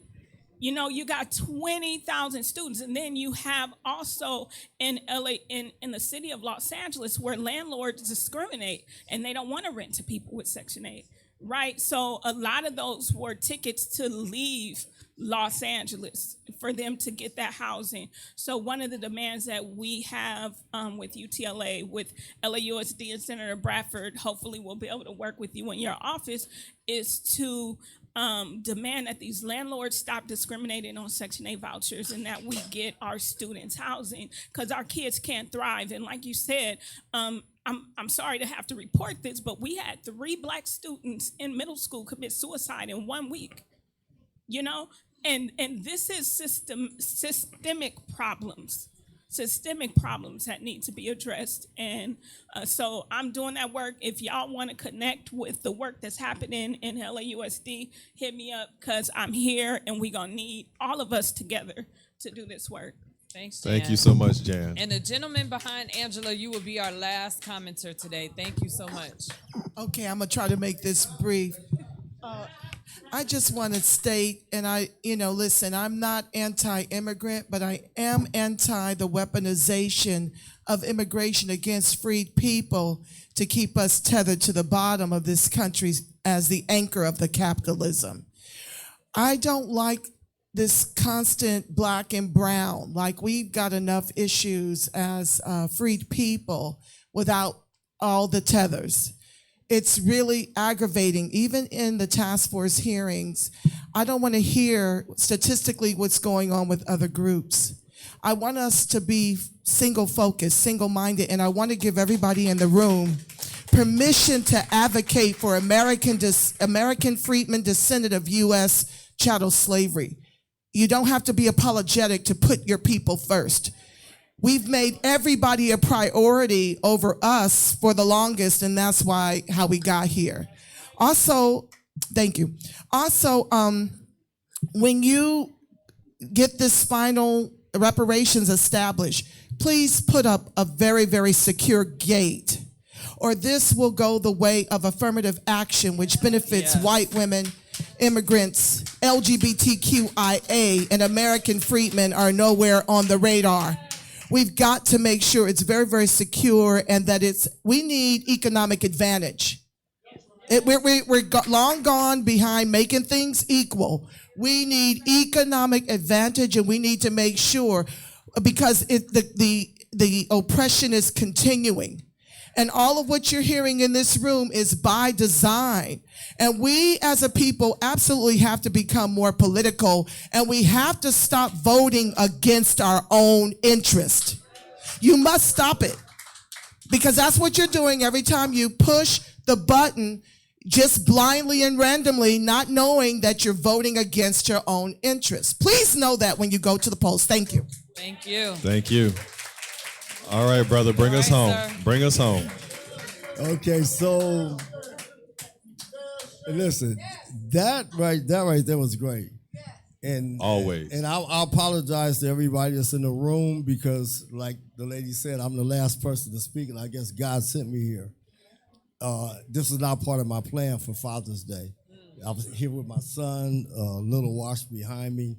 But this audience here, and wherever this platform goes, I want to introduce myself. My name is Fulton, Fulton, Leroy Washington. I'm formerly known as Mr. Wash and Mr. Wash the artist.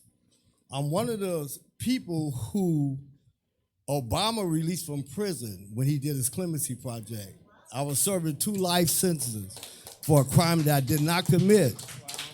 But during that time, I believe that time is our most valuable asset, and that we need to be very, very cautious on how we spend our time, what we spend our time on, and who we spend our time with. Yes. It's the most valuable asset that we have, in that you need to treat it like you treat your money, like you treat your property. That if we live, and I'm almost 70 years old, my children are in their 50s, right? And that time is so valuable that a lot of people don't understand that time is your asset. You can't get anything back that you give away in time, that you spend in time. You know, before I left in my 20s, I started my company when I was 17 years old. And then I was incarcerated. And then I got out in 1990, and by 1996, I was serving life for a crime I didn't commit. But because I was educated before I went, I retrained myself to become an artist, and now that artist all around the world, at the Whitney Museum, the Hammer Museum, the Huntington Library Museum, the Beirut in Switzerland right now, and the Palm Springs Museum in Palm Springs, California.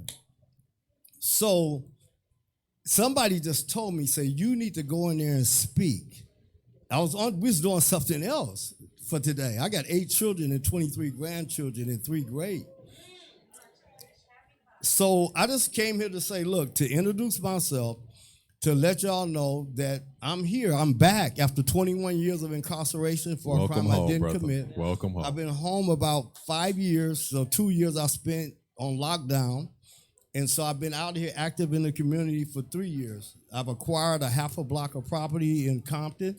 I'm going to open up the Art by Wash Studios that mentor to the children to teach everyone a different way to use time, and how that using your time wisely, you build your own future. But then lastly, I just want to say that because they was talking about reparations, I was following some of that while I was incarcerated. I'm the last person in my family that was born on the plantation, the Hodge Plantation in rural Louisiana. So out of all of my descendants of 9 siblings, my mother ran away with me as an arm baby and brought me to California. Never let me see my birth certificate and she died coming to see me until after Obama released me, and I couldn't get out because I didn't have a birth certificate, so I sent my children to get it. It came back that my grandfather was a slave, but that I was the last person born on that plantation. For whatever reason, you should take time out of your life today, and I'm asking you to spend some time, right? Spend some time with Mr. Wash. look at the images that I painted, not knowing that I was incarcerated, and why those pictures are being collected by the museums and art galleries and art collectors around the world. I'm here to serve the community, to help anybody on their way. I want you to know, with this element of time, as we look at time, that if we live to be 100 years old, it's only 36,500 days. I've been carrying that chart with me since I was 20 years old, which helped me to do 20 years of my time retraining myself from a contractor, which I built the 105 freeway, the parking lot of the Staples Center, St. Francis Hospital, helicopter landing. These are the skills that God blessed me with that they took from me. So now we're going to come back and rebuild something on a different type of format through fine art to help the community, to help the youngsters to grow. I'm not here to waste your time, so I'm going to keep on about my journey because I got 8 kids and 23 grandkids to deal with today. Happy Father's Day, brother. Father's Day. But before, only in time, with time due, I want to introduce my son. Come here, son. Come on up. So this is my youngest son. I don't even know how old he is. I have so many of them. How old are you? I'm 34. I'll be 35 in March. Okay, so my baby is 34, and he's not the baby. I have a daughter that's younger than him. She's 30? Yeah, I think she's like 30. So anyway, this is my son. He's a commercial realtor for anybody looking for real estate stuff or whatever. We're not here to promote that, but I just want to introduce him and give him acknowledgement that whatever platform that our doors open up, that the family have to follow it. I only got like about 30 years left. Absolutely. I'm out. Right, Thank you. Thank you so much for that, brother. Thank you. Thank you. One last thing, I'm gonna leave my card at the front desk, and if anybody wish to follow, look up, or do whatever, the card will be there. I don't have many. You take a picture with your phone. Follow it on whatever, how that social media stuff that they be doing, whatever they do. Yeah. All right, I'm out. Thank you, brother. And that brother was absolutely right. God sent him up there to end us and take us home. And that brother talked about time.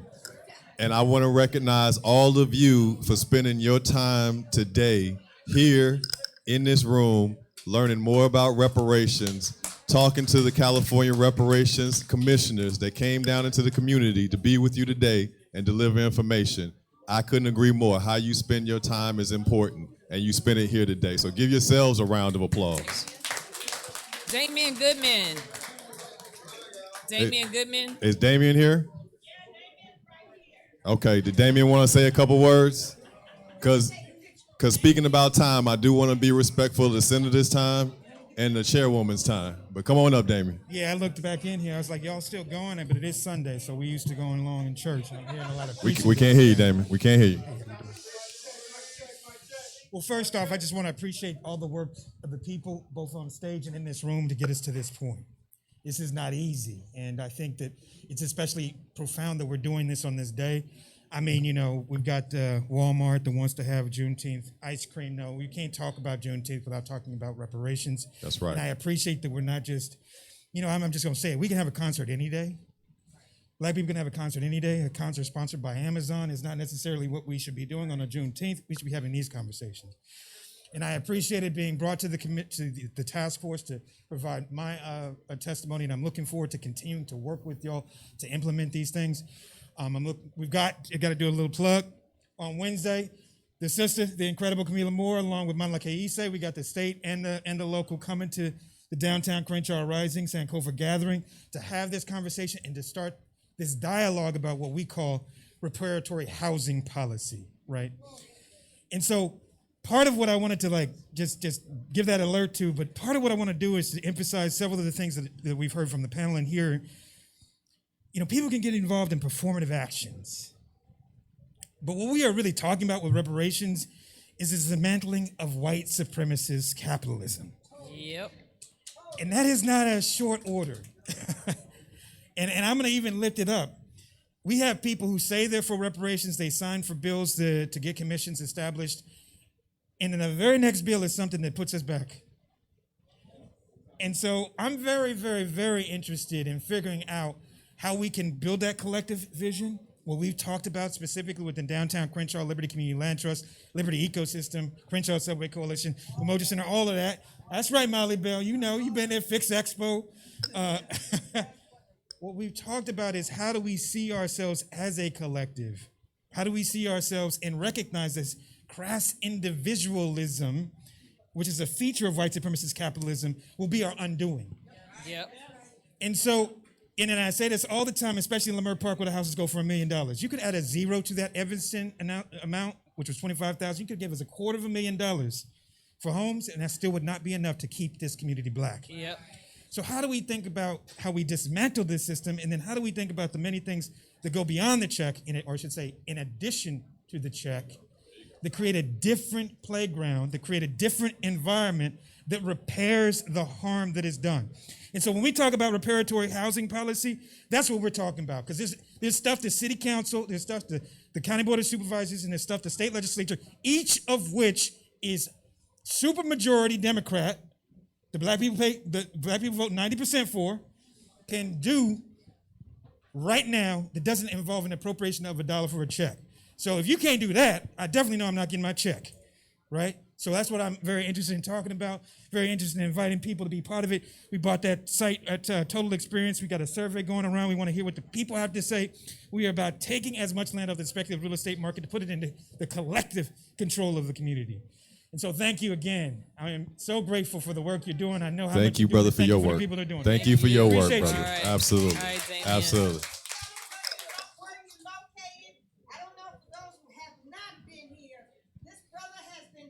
Yes, he has. Yes, he has. Fighting parking, fighting everything in this community, and still we rise. And still we rise. We are doing great things here, and so tell them where they can get in touch with you, because Thank you, you Mother are Bell. awesome, and they need to know. Go goodness. You brought your publicist with you. Hey, you know, that's Molly Bell. She's straight up. I know, Compton. I thought know. You knew. We are physically housed right next to Umoja Center. We got a lot of people who are immunocompromised, so we're still a little bit COVID cautious. It's still real, y'all. But we are online at downtowncrenshaw.com and libertyecosystem.org. We got the flyer out.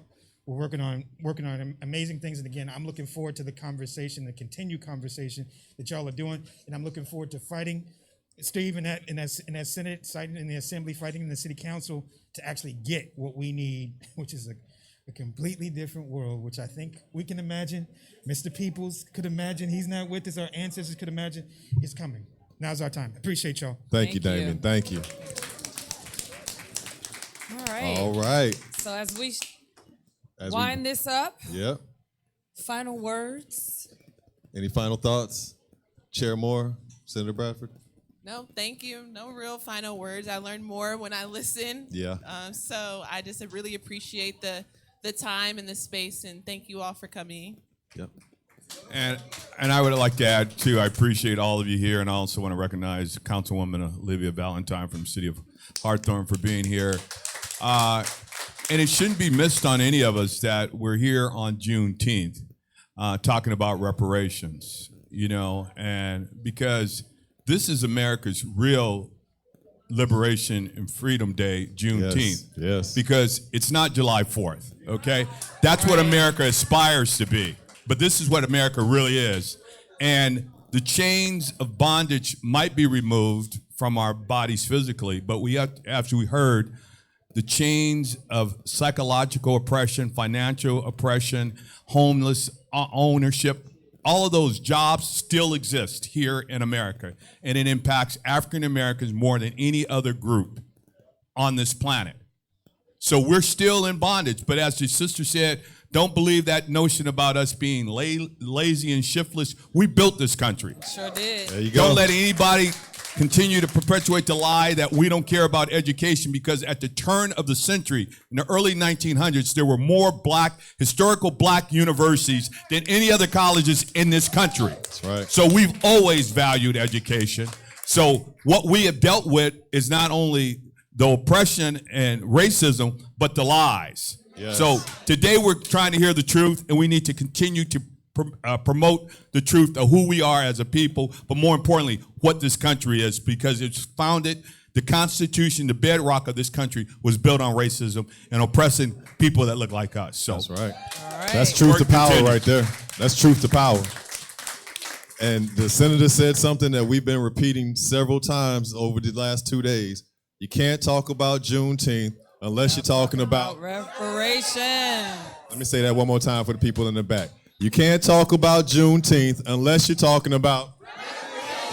All right. There we go. Senator Bradford, Chair Moore, thank you so much for your time today. To my people, thank you for being here today. As you walk out of these doors, take with you reparations on your lips. Tell your friends, tell your family, take it to your church, take it to your job. We need everyone in our community from coast to coast to be talking about this message, what's happening in California, and what can happen and should happen at the federal government. For those that want to get engaged and get involved with CJEC or NAASDLA, there's a table at the back. Please pick up one of the flyers, take it with you, scan the QR code that will take you to the Bunch Center where you can find out more about what's happening with the task force. You can download the report, but also you can connect with CJEC at cjecofficial.org, on Twitter at CJECofficial, and NAASDLA at www.naasdla.org. and on Twitter, Instagram, YouTube, NAASDLA. Please get involved. Please get engaged. This is all hands on deck. This is our entire community. And Thank you. before you all roll out, let's just do one more giveaway. Oh, Ask a question, Chad. to leave in the spirit of receiving. The next hearing is in September in Los Angeles. Specific date and time and location to be determined. Yes. Yep. Please, please, please keep that date. Mark your calendars once we know it. We just talked about time. So let's see. We need a good question. We need a question. You got one, Chris? We heard a lot today. Gonna give me the mic. So I got one. I got an easy one. Well, it should be an easy one. So we have the California Reparations Commission currently meeting. Right. We talked about we gave you a brief introduction to all the commissioners at the top. Right. Who can tell me how many commissioners there are?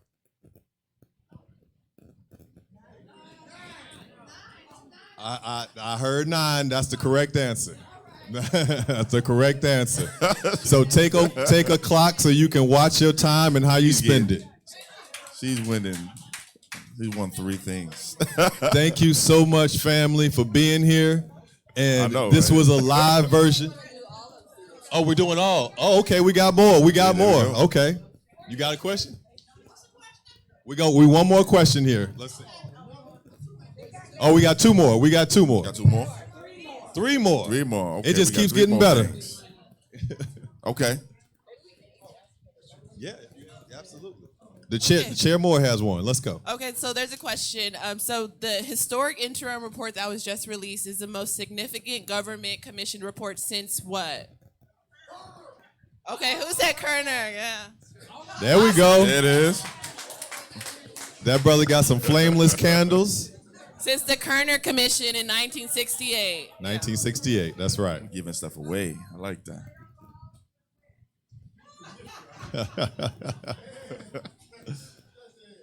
All right, Brother Chris, you got one for our next giveaway here? Oh, okay. Yeah, I got one. Okay. So we're gonna take it back to the essence, to the beginning. In what year was the law that created California's first in the nation reparations commission signed? What was the year that the commission was signed into law? See if y'all was paying attention. Hold on. Hold in the back. 2020? That's the answer. That's correct. Come on down. Let's do it. Any more? All right, we got one more. Oh man, I like that one over there. Yeah, that's a nice one. Yeah. Senator, you have a question? I'll ask one. So You got there's another a, one? Okay, so there's a preliminary recommendation in the report for the task force to support ACA 3. What is ACA 3? What would that do? Ooh, that's a good one. We got some ringers. Hold on.